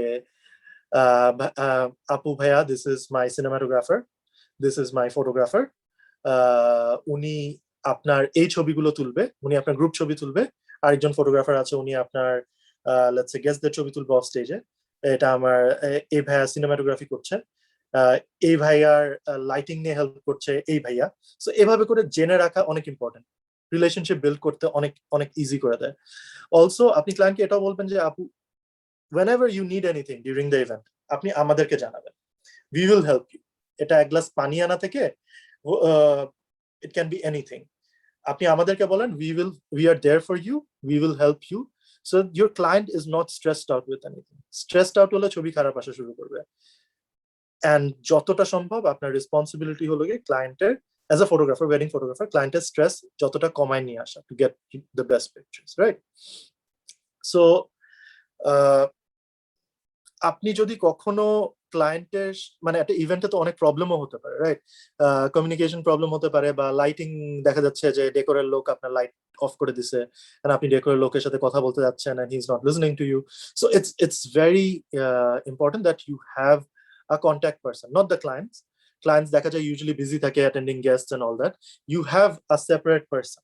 ক্লায়েন্টকে বলে দিবেন মিটিং এর সময় যে আপু, আপনার ভাই বা বোন বা কাজিন যদি কেউ একজন থাকে যে আমাদেরকে হেল্প করবে to manage the crowd, or কোনো প্রবলেম যদি হয় যার সাথে আমরা কমিউনিকেট করতে পারবো কিছু লাগলে, ক্লায়েন্ট যদি ওটা জানায় দেয়, it's always helpful. And also you can use this person to get to know your client even better. Like let's say ক্লায়েন্টকে তো আপনি চেনেন, হাজবেন্ড ওয়াইফ কে চিনছেন, বাট ওনার বাবা মাকে চিনছেন, বাট এক্সটেন্ডেড ফ্যামিলিকে কিন্তু it's very difficult to know. So আপনি ওই কন্ট্যাক্টকে বলতে পারেন যে ভাইয়া বা আপু, আপনি একটু চাচা মামাদেরকে একটু দেখা দিবেন, তাহলে আমরা তাদের ছবিগুলো আগে নিয়ে রাখতাম। একটা বেটার কভারেজ দিতে আপনাকে অনেক হেল্প করবে। সো কমিউনিকেশন, বেসিক্যালি আমি যা বলতে চাচ্ছি যে ইভেন্টে যে কমিউনিকেশন ইজ ভেরি ইম্পর্টেন্ট। কোনো প্রবলেম ফেস করেন বা কোনো অপরচুনিটি পান বা যাই হোক না কেন, আপনি কমিউনিকেট করবেন with the client or with the clients contact.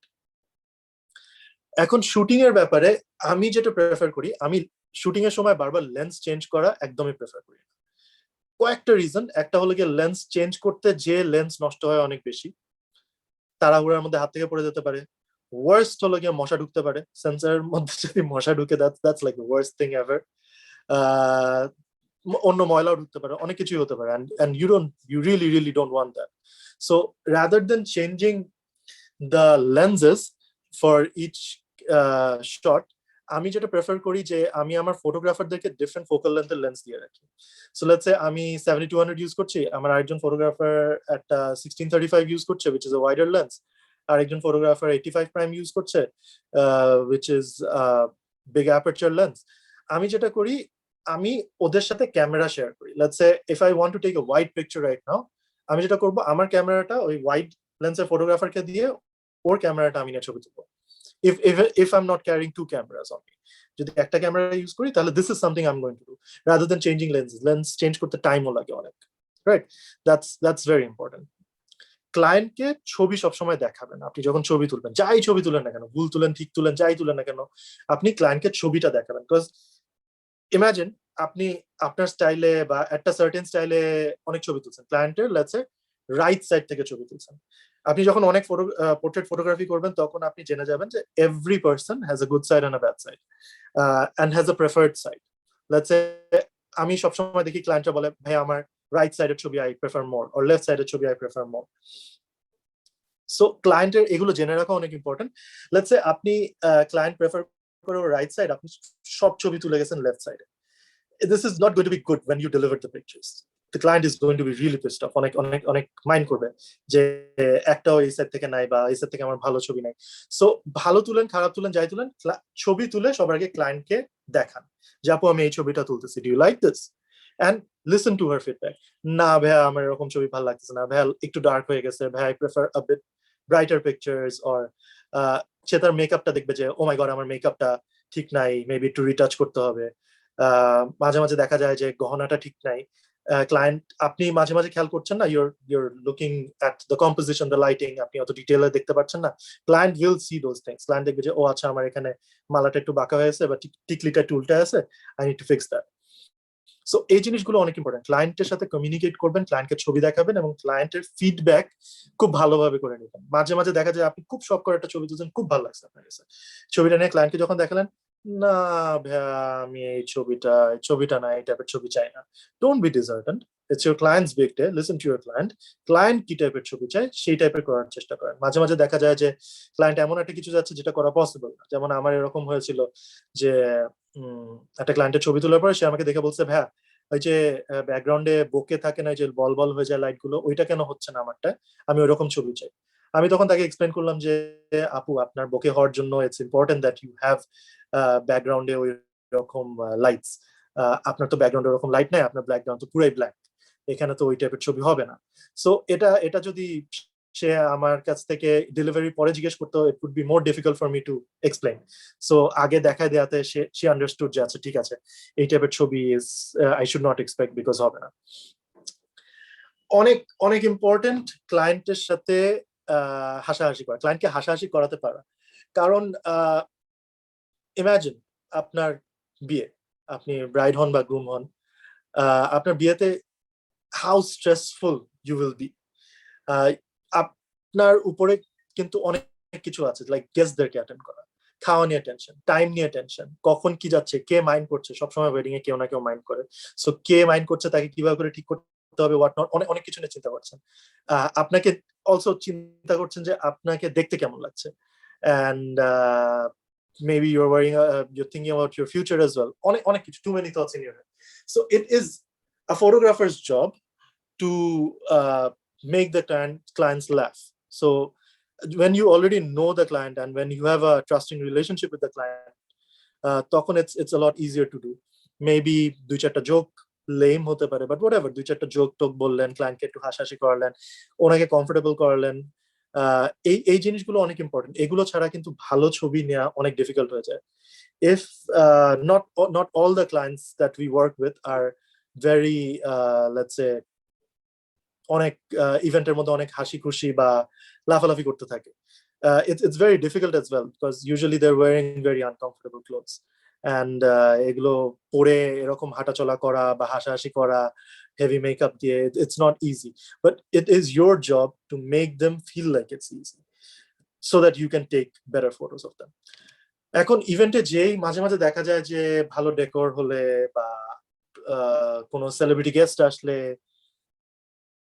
যেটা করে হলো কি ফটোগ্রাফাররা তাদের সাথে যে ছবি তুলে সেলফি তুলতেছে, এটা করতেছে, স্টোরি দিচ্ছে, it is good, it is okay to give a few stories or behind the scene shots, but যখন আপনার ক্লায়েন্ট চলে আসে বা there are lot of people in the event, আপনি যদি দেখা যায় একটা ফটোগ্রাফার ক্লায়েন্টের ছবি না তুলে নিজে সেলফি তুলতেছে, দিস গিভস মানে this puts you in a very bad light. You should never do that. Avoid taking selfies, avoid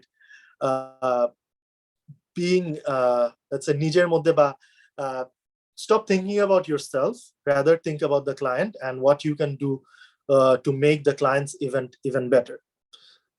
Apography name একটা টার্ম আছে, I don't know if you guys are familiar with it. মাঝখানে অনেক famous ছিল, যেটা অনেক ফটোগ্রাফাররা করতো, সেটা হলো গিয়ে ইভেন্টে যে মানে let's say of stage photographer বাবা মা চাচা চাচি ইম্পর্টেন্ট মানুষদের ছবি না তুলে আপুদের ছবি তুলতেছে। ইটস নট ব্যাড, তারাও ক্লায়েন্ট, তারাও গেস্ট, তাদেরও ছবি তুলতে হবে, but you know don't spend all your time doing that. You should definitely first priority থাকবে হলো গিয়ে to get those important people, cousins, চাচা মামা খালা খালু ফুপা ফুপি, everyone, take their pictures, important close family members এর ছবি তুলে, then you concentrate on the friends, then you concentrate on the other guests. Okay, so don't get distracted. যেটা বললাম, avoid taking selfies with guests. কোনো celebrity আসলেই photographers, there are photographers who go crazy and তাদের সাথে selfie তুলতে চায় and all that. Again, not very professional. You should not do that. Maybe request করে পরে ইভেন্টের পরে you can try, or you can ask for one politely, that's fine, but don't like eventer মাঝখানে ঠিক eventer মধ্যে don't start taking selfies with guests. That's not good. Even if you find a friend who you know in the event and তাদের সাথেও যদি ছবি তুলতে যান, I would advise যে এটা করেন না। এটা একদমই একটা প্রফেশনাল অ্যাপ্রোচ না। এবং ধরেন ক্লায়েন্ট যদি আপনাকে দেখে যে আপনি গেস্টদের সাথে সেলফি তুলতেছেন, তাহলে তার কেমন লাগবে? Because that person has hired you to take their photos, not your photos. আর একটা খুব বাজে জিনিস হয়, খুবই মানে এখন হয় না, but I have seen this happen. Like let's say I have had hired this cinematographer for this হলুদ event, and হলুদের মধ্যে যেটা হয় ডালাতে অনেক মিষ্টি টিষ্টি অনেক কিছু নিয়ে আসে, and ওই ডালাগুলো স্টেজের সামনে রেখে দেয়। সে ভিডিও ক্যাপচার করতে করতে হঠাৎ করে কি করলো, ডালা থেকে একটা মিষ্টি বের করে খেয়ে ফেললো। I could not believe my eyes যেটা কি হচ্ছে। আমি obviously তাকে থামতে বলছি and whatnot, but you know these things do happen. I have seen this happening a lot more, like আমি ছাড়া অন্য টিম এটা করছে। That's not for you. মানে আপনি কখনোই এই জিনিসগুলো করবেন না। ডালা থেকে মিষ্টি খাওয়া হোক বা এনিথিং, লাইক দ্যাটস এ ইভেন্টে, I know it's a 6-hour event and you get hungry in the middle of it, but you should never কখনোই আপনি খেতে বসে যাবেন না বিফোর ইউর ক্লায়েন্ট বসবে তারপরে আপনি বসবেন। ক্লায়েন্টের আগে আপনি খেতে বসে যাবেন না, বিকজ আপনি যখন খাচ্ছেন তখন অনেক মেবি ভ্যালুয়েবল মোমেন্টস মিস হয়ে যাচ্ছে ক্লায়েন্টের। You should never do that. You should never do that without the permission of your client. You should always talk to your client, communicate with your client. আপনার যদি কোনো সমস্যাও থাকে, let's say you're feeling a little down, and even if you want to take a small beer break, you can just tell your client, Apu, can I take a 5-minute break? And he'll understand, and they'll most likely they'll allow you, and you can go outside to have that beer break. Always communicate. Never leave anything uncommunicated.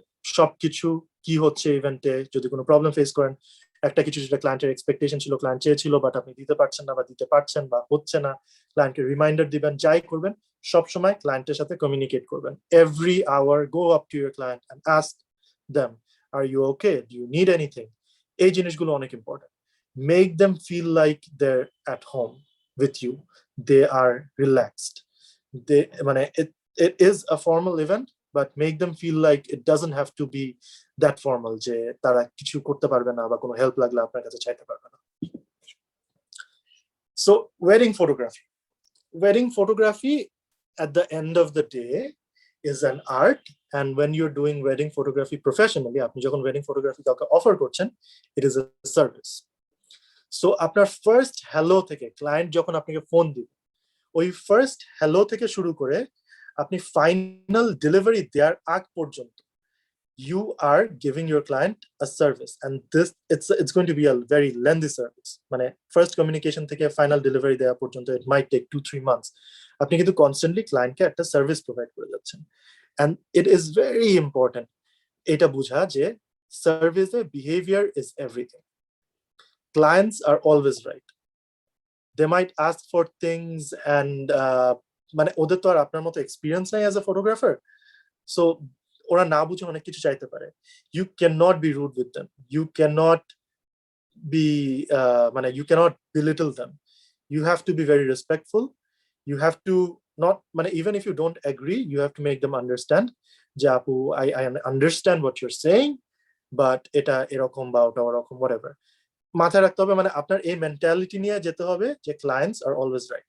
Like for example, যখন একটা ইভেন্টে যান তখন অনেক বয়স্ক মানুষই আছে যারা মাঝে মাঝে একটু রুড বিহেভিয়ার করে বা ডাক দেয়, I cameraman is a very আমাদের কাছে it's kind of disrespectful, but you know you have to understand that that person maybe doesn't know যে your background, or doesn't know যে photographer বলে there is a more respectful term to it. It doesn't matter, you know, you have to have that mentality that clients are always right. Always have a smile on your face no matter what happens. যখন এই বয়স্ক মানুষগুলো আপনাকে ঝাড়িয়ে দিচ্ছে, let's say সরো এখান সামনে থেকে বা something like that, কিছু বলছে, don't become angry. You're providing a service. সার্ভিসের জিনিসটাই হলো গিয়ে যে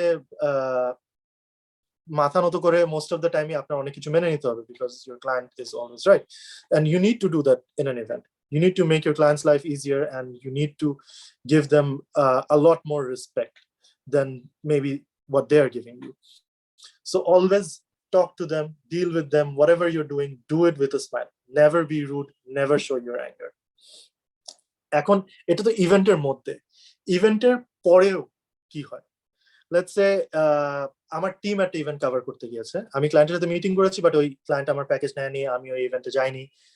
আমি কিন্তু ইভেন্টের পরে আমি অথবা আমার manager, they are going to call that client, call করে জিজ্ঞেস করবে আপু সবকিছু ঠিকঠাক ছিল, ভাইয়া এভরিথিং আপনি যেরকম চেয়েছেন ওভাবে করে হয়েছে, ফটোগ্রাফাররা কি ঠিক ছিল, কোনো কি কমপ্লেইনস আছে, কোনো ফিডব্যাক আছে। ইট ইজ ভেরি ইম্পর্টেন্ট যে আপনি ইভেন্টের পরেও ক্লায়েন্টের সাথে কমিউনিকেট করতে থাকেন, even after the final delivery. আপনার current clients or ex clients are your biggest source of new clients. আমাদের ফার্ম লাস্ট 12 বছর ধরে চলছে based on referrals, based on word of mouth.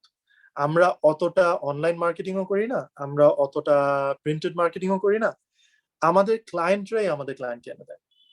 So they like our service. Wedding photography মানে সার্ভিসের যে ব্যাপারটা, আমাদের কাছে wedding photography is a service and it is an experience that we give to our clients. So আমরা ক্লায়েন্টের ছবি তুলে দিচ্ছি, সবকিছুই করছি, but they should at the end of the day they should feel like যে ভাইয়া, মানে আমাদেরকে যেন বলে ভাইয়া থ্যাংক ইউ, যে you really helped us or you gave us a very good experience. আমাদের একদমই প্যারা খেতে হয় না কোনো জিনিস নিয়ে। সো এটা বুঝতে হবে যে wedding photography is an experience as well, and you need to give your clients the best experience so that they can refer you to new clients and they can let's say promote you on their own rather than কোনো paid promotion বা something like that, এগুলো ছাড়া। Referrals are going to be your biggest source of clients. Okay, so this is what I had prepared for fundamentals of wedding photography. আমি কিছু জিনিস নিয়ে একটু ডিটেলে গিয়েছি, কিছু জিনিস আমি জাস্ট একটু স্কিপ থ্রু করে গিয়েছি। এখন is the main part, এখন is the question answer session, I would say.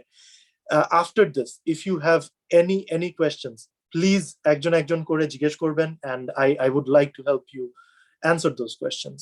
So I will turn off my screen sharing.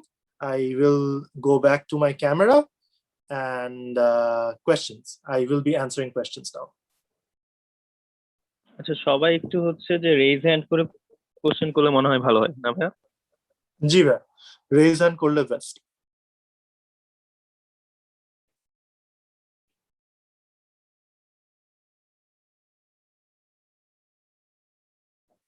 ওকে, কারো কোনো কোয়েশ্চেন নেই? হ্যাঁ, আমার কোশ্চেনটা হচ্ছে ধরেন হচ্ছে এই প্রি অথবা পোস্ট ওয়েডিং এর যে শুট গুলা, সেক্ষেত্রে বেশিরভাগই দেখা যায় যে আমাদের হচ্ছে আউটডোর শুট করা লাগে। তো সেই ক্ষেত্রে হচ্ছে যে আপনার প্লেস চুজ করা ব্যাপারটা, বা সেটা কি হচ্ছে যদি ফটোগ্রাফার থেকে করতে হয় নাকি ক্লায়েন্ট করে দেয়, প্লাস হচ্ছে সেখানে আসলে এই আমাদের যে মানে চ্যালেঞ্জেস গুলা কি কি ফেস করতে হয় ধরেন আউটডোর শুট এর ক্ষেত্রে? Okay, that's a very good question. Usually যখন আমরা এই যে প্রি শুটের যে ব্যাপারটা, লেটস সে প্রি শুট দুই রকমের হতে পারে, একটা হতে পারে কমপ্লিটলি সেপারেট একটা দিনে, সেপারেট একটা ভেন্যুতে, অথবা হতে পারে যে ইভেন্টের দিনেই, ইভেন্ট শুরু হওয়ার কিছুক্ষণ আগে। আপনার যেটা করতে হবে অ্যাজ আ ফটোগ্রাফার, আপনার সবার আগে ইভেন্টে যেতে হবে এবং ইভেন্টে যেয়ে পুরা ভেন্যুটাকে স্কাউট করতে হবে। It is your job to choose the best venues. As a photographer, আপনি জানবেন যে কোন ভেন্যু না তো কোন লোকেশন গুলো will be best for your client or your picture. So আপনি ক্লায়েন্টকে সাজেস্ট করবেন যে আমি এখানে তুলতে চাই বা এখানে যেতে চাই, বা আপু we are going to walk around, let's say গল্ফে যদি আমরা ছবি তুলি তাহলে আমরা গেটের সামনে না তুলে আপু আমরা একটু পার্কিং এর ওদিকে যে একটা সুন্দর জায়গা পেয়েছি এখানে ছবি তুলতে চাই। So you need to communicate these with your clients এবং you need to choose these locations. And challenges যেগুলো হয় ইউজুয়ালি, যে যদি আপনি আগে না আসেন তাহলে দেখা যায় যে ক্লায়েন্টও যদি দেরি করে বা আপনিও যদি দেরি করেন, সবচেয়ে বড় চ্যালেঞ্জ হলো গিয়ে ক্লায়েন্ট দেরি করা। ক্লায়েন্ট যদি দেরি করে তখন দেখা যায় যে জায়গাগুলোতে আপনি ছবি তুলতে চাচ্ছেন বা যে জায়গাগুলো আপনি সেট করেছেন যে এখানে আমরা ছবি তুলবো, ওই জায়গাগুলো আইদার মানুষ দিয়ে ভরে যায় অথবা গাড়ি দিয়ে ভরে যায়। ইউজুয়ালি তো আমরা এই প্রি শুট যেটা করি ইভেন্টের আগে, সেটা ইউজুয়ালি ভেন্যুর বাইরেই হয়, ভেন্যুর বাইরে ইউজুয়ালি গাড়ি পার্ক করা থাকে। So it is very important আপনি ক্লায়েন্টের সাথে কমিউনিকেট করে নেন যে সব মানুষ আসার আগে আমাদের ওই ভেন্যুতে ওই জায়গাটা যেতে হবে এবং ওখানে ছবি তুলতে হবে। এমনও হতে পারে যে একটা ভেন্যুতে 2টা বা 3টা ওয়েডিং হচ্ছে, লেটস সে রাওয়া ক্লাবে, রাওয়া ক্লাবে 3টা হল আছে, অ্যাকচুয়ালি 4টা হল আছে। 4টা হলেই যদি আপনার ভেন্যু মানে ইভেন্ট হতে থাকে, তখন কিন্তু দেখা যাবে যে 4টা ব্রাইড এন্ড গ্রুম 4টা টিম ছবি তুলছে। সো আপনি যদি একটু আগে পৌঁছা যান, maybe you can have the upper hand and get your shots before another team comes to take pictures, right? আরো চ্যালেঞ্জেস হলো গিয়ে লাইটিংটা জেনে রাখা অনেক ইম্পর্টেন্ট। সেটার জন্য আমি যেটা বললাম, এই C1 C2 C3 set up করে রেখে দিতে হবে কাস্টম সেটিংস গুলো, সো দ্যাট আপনি কোথায় কোন সেট আপে ছবি তুলবেন আগে থেকে জেনে যান, এবং আপনি আগে থেকে টাইম ওয়েস্ট না করে ক্লায়েন্টের সাথে ক্লায়েন্টকে সেট করে সাথে সাথে আপনি ছবিগুলো কম টাইমের মধ্যে নিয়ে নিতে পারেন। Does this answer the question? Thank you. ভাই আসসালামু আলাইকুম। ওয়ালাইকুম আসসালাম ভাই। ভাই আমার একটু কোয়েশ্চন ছিল, আমার আসলে ওয়েডিং রিলেটেড না, কোয়েশ্চনটা একটু অন্য রিলেটেড। নো প্রবলেম ভাই। আপনার এই যে আমরা একটা মেনলি মুভিং অবজেক্ট গুলা, ধরেন আমরা যদি ফটো ওয়াকে বের হই বা র্যান্ডম স্ট্রিট তুলতে যাই, মুভিং অবজেক্ট গুলা ভালোভাবে তোলার জন্য বা একটু শার্প ইমেজ পাওয়ার জন্য মুভিং অবজেক্টের কি করা যায়, বা আপনার বেসিক কি ঠিক করা যায়, বা কিভাবে তুললে ভালো একটা আউটপুট পাবো? মেনলি মুভিং অবজেক্ট গুলো আমি র্যান্ডম শট নিব স্ট্রিটের মধ্যে মেনলি। রাইট, বেসিক্যালি আপনি মোস্ট প্রবাবলি চাচ্ছেন যে আপনি মুভিং অবজেক্টের ছবি তুলবেন এবং ওই অবজেক্টটা যে মুভ করছে সেটা দেখাবেন। Maybe if that's the case, তাহলে এটার একটা সার্টেন টার্ম আছে মুভিং অবজেক্টের এভাবে করে ট্রেইল দেখা ছবি তোলার জন্য, it's called panning. So panning shots যখন আপনি নেবেন, তখন you can actually do it in number of camera setups, but it's very important যে আপনি আপনার সাবজেক্টকে আইসোলেট করতে পারেন ফ্রম দ্য ব্যাকগ্রাউন্ড। এটা ইউজুয়ালি যখন মোশনে ছবি তুলবেন তখন হয়ে যাবে। There is a certain kind of movement that এটা প্র্যাকটিস করতে করতে হয়। Panning is not that easy, usually একটু স্লো শাটারে তুলতে হয় এবং আপনার একটু প্র্যাকটিস করে দেখা যায় যে সাবজেক্টের সাথে মুভ করতে হয় একটা সেম স্পিডে। সো একবার দুইবার শট নিয়ে দেখা যাবে you'll get the hang of it, and তখন আপনি ভালো নিতে পারবেন। আমি ওই লাইট ট্রেলের কথা বলি নাই, আমি হচ্ছে মানে ওই আপনার মুভিং অবজেক্টটা ভালোভাবে মুভিং করতেছে ওই মুহূর্তে ক্লিয়ার একটা ক্যাপচার আসার জন্য। ধরেন আমি স্ট্রিট যদি তুলি, আমি আমার সাবজেক্টকে বলতে পারবো না যে আপনি হোল্ড করেন বা ওরকম আমার যে র্যান্ডম ক্যান্ডিড নিতে হবে, তখন যে সেটআপটা থাকলে বা যেভাবে নিলে ভালো হয় এইরকম কোনো সাজেশন? আচ্ছা, ক্যান্ডিড নেয়ার জন্য ইটস ভেরি ইম্পর্টেন্ট তাহলে যে আপনার শাটার স্পিডটা একটু বেশি থাকে, so that you can capture that moving subject right away. There is no motion blur, there is nothing. You can just point your camera and shoot the subject. একটা variable ISO আপনার camera দেখা যায়, you can always set your ISO to a certain limit, let's say 200 থেকে 800 এর মধ্যে। ওরকম একটা সেটআপে যদি আপনি কাস্টম ISO সেট করে রাখেন, that's helpful. The camera can help with the lighting and everything.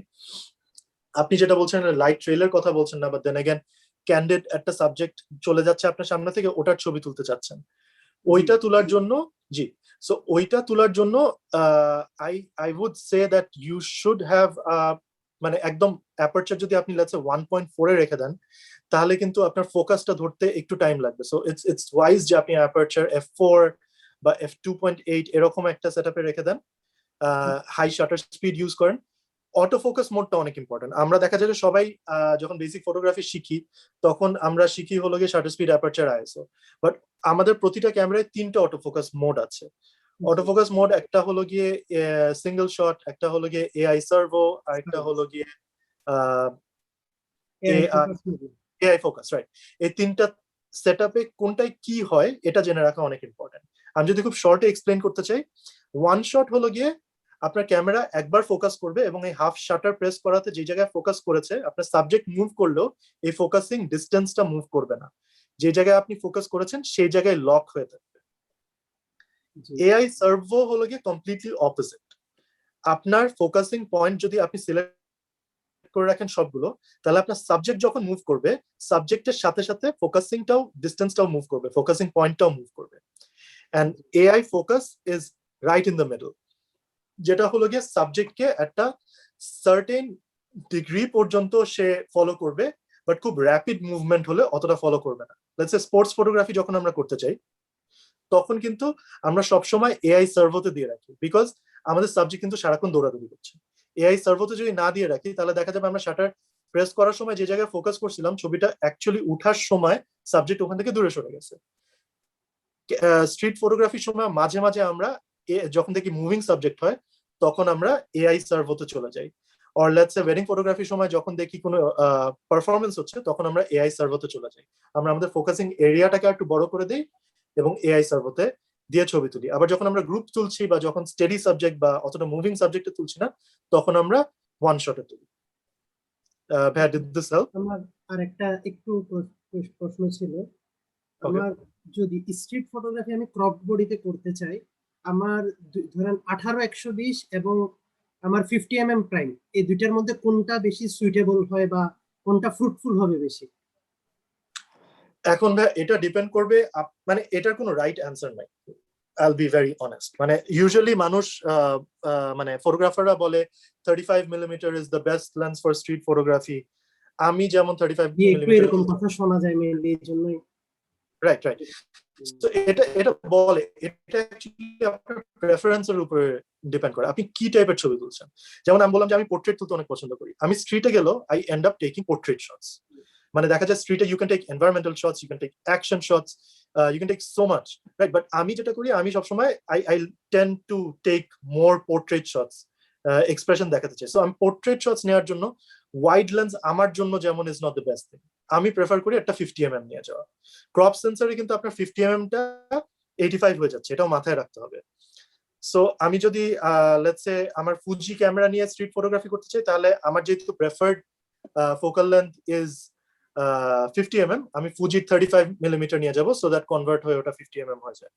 আর আমি যদি ফুল ফ্রেম ক্যামেরা নিয়ে যাই তাহলে আমি 50mm লেন্স নিয়ে যাবো। এটা আমার প্রেফারেন্স।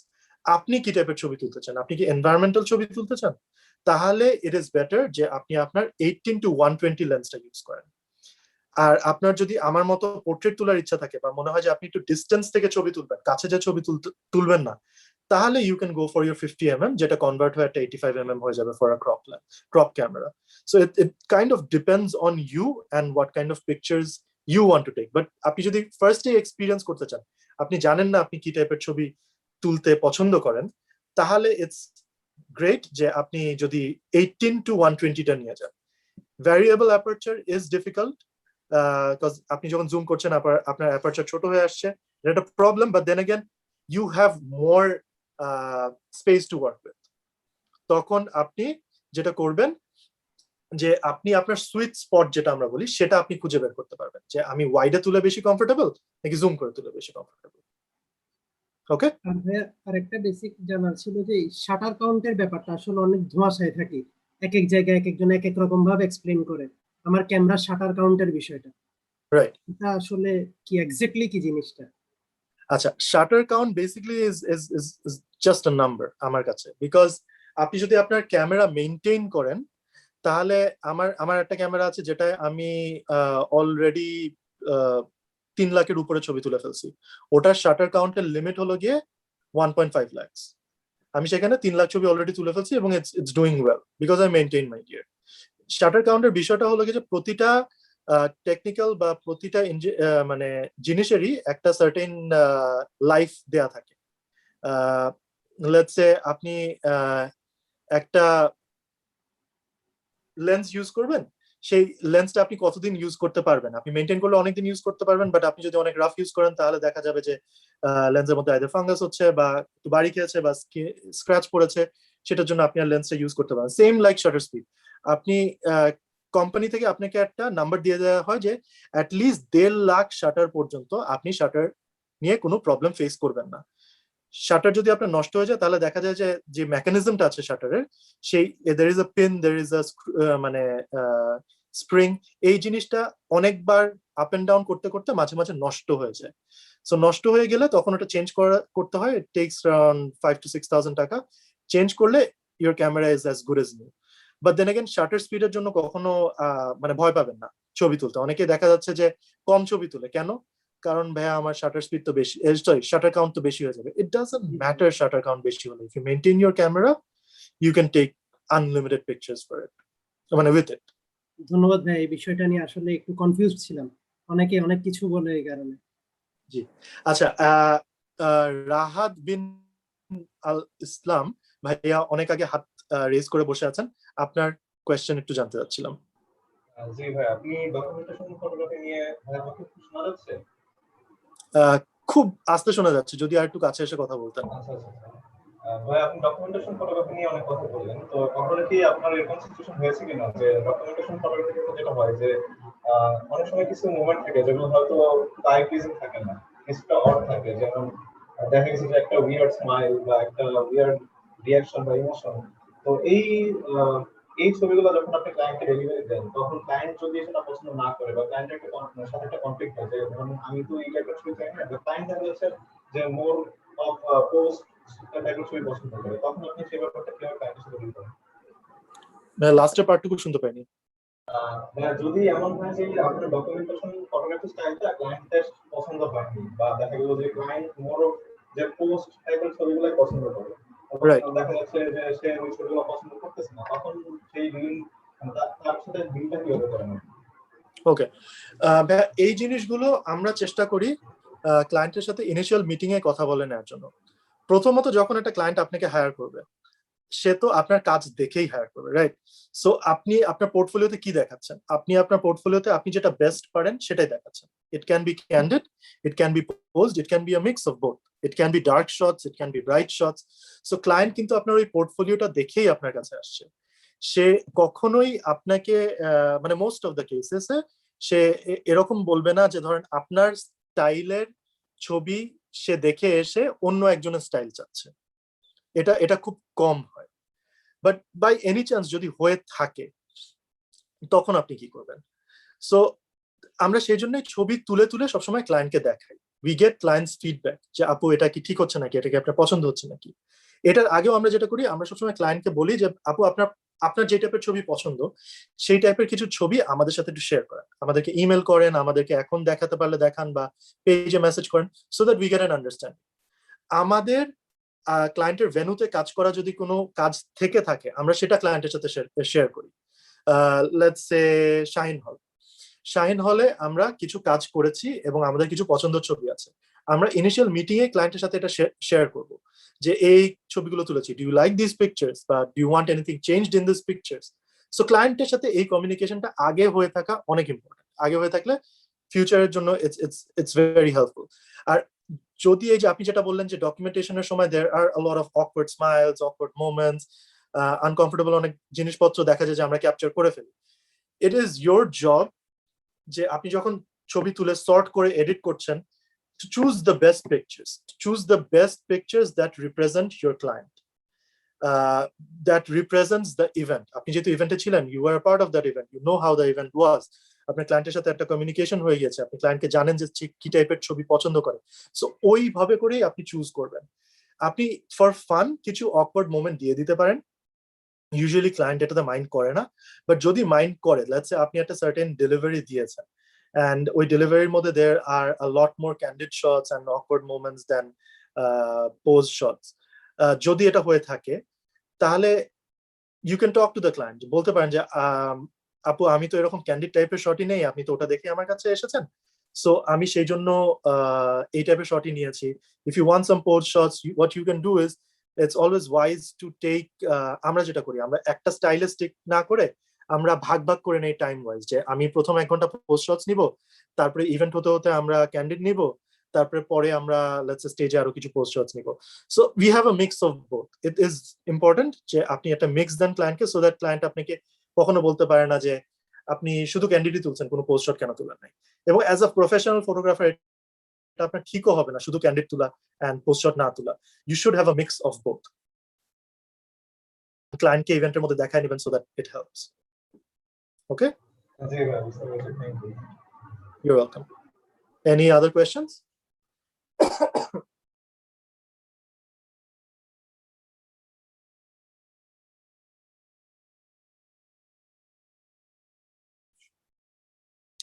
মাইক অন করে কথা বলে ফেলতে পারেন, কারণ অনেকগুলো স্ক্রিন তো it's very difficult to see who raised their hands.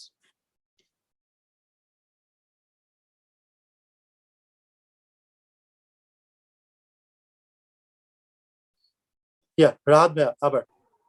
ভাইয়া যদি এমন কোনো ক্লায়েন্টকে ফেস করেন যারা হচ্ছে ছবি তুলতে তেমনটা পছন্দ করে না, বা হচ্ছে যে তারা হচ্ছে ফটো ফ্রেন্ডলি না, কিছু ব্যাপারে তারা তাদের সামনে হচ্ছে পুরো একটা লাইট বা হচ্ছে ক্যামেরা এই ধরনের জিনিস পছন্দ করে না, তো সেই ক্ষেত্রে তো অবশ্যই ডকুমেন্টেশন করতেই হবে। কিন্তু তখন যদি মানে ফাইনাল ডেলিভারি ক্ষেত্রে দেখা যায় ছবি সংখ্যা কমে যায়, বা হচ্ছে দেখা যায় যে আপনি মানে এক্সপেক্টেড নাম্বার অফ শর্টস দিতে পারেন না, তখন সেই ব্যাপারটা কেউ হ্যান্ডেল করে?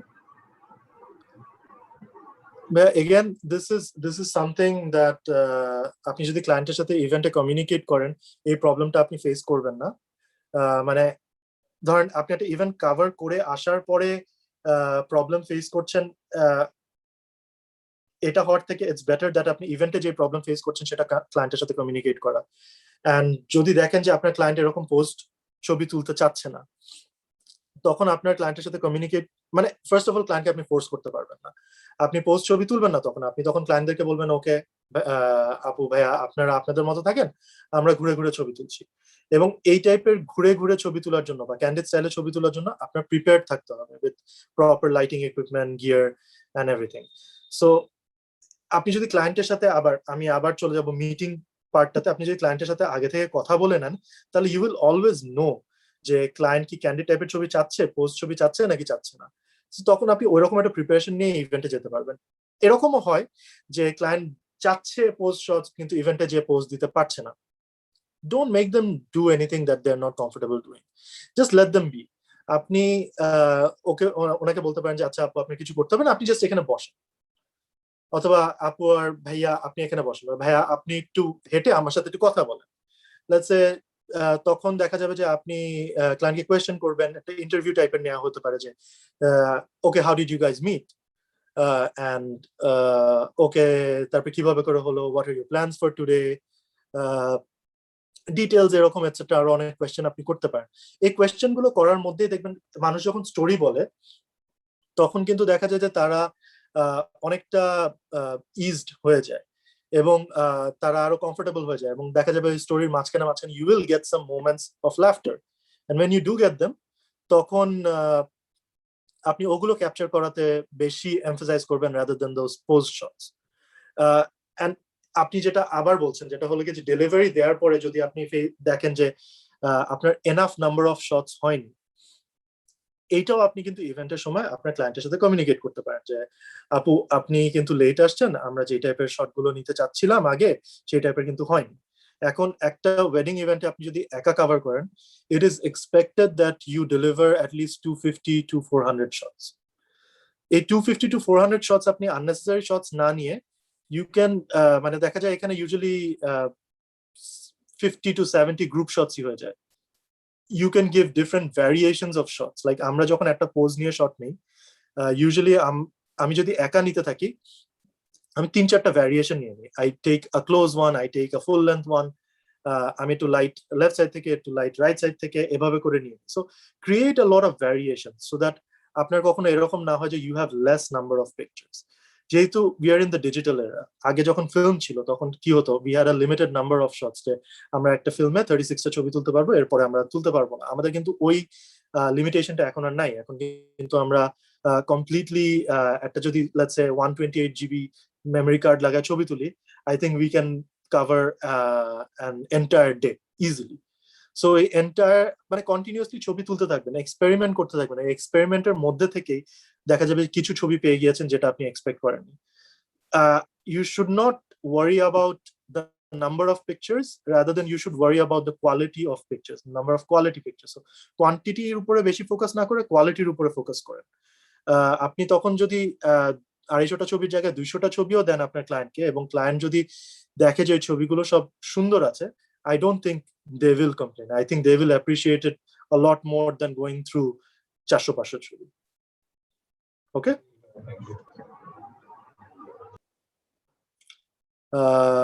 অনিন্দ ভাইয়া আপনি একটা কোয়েশ্চেন করতে যাচ্ছেন।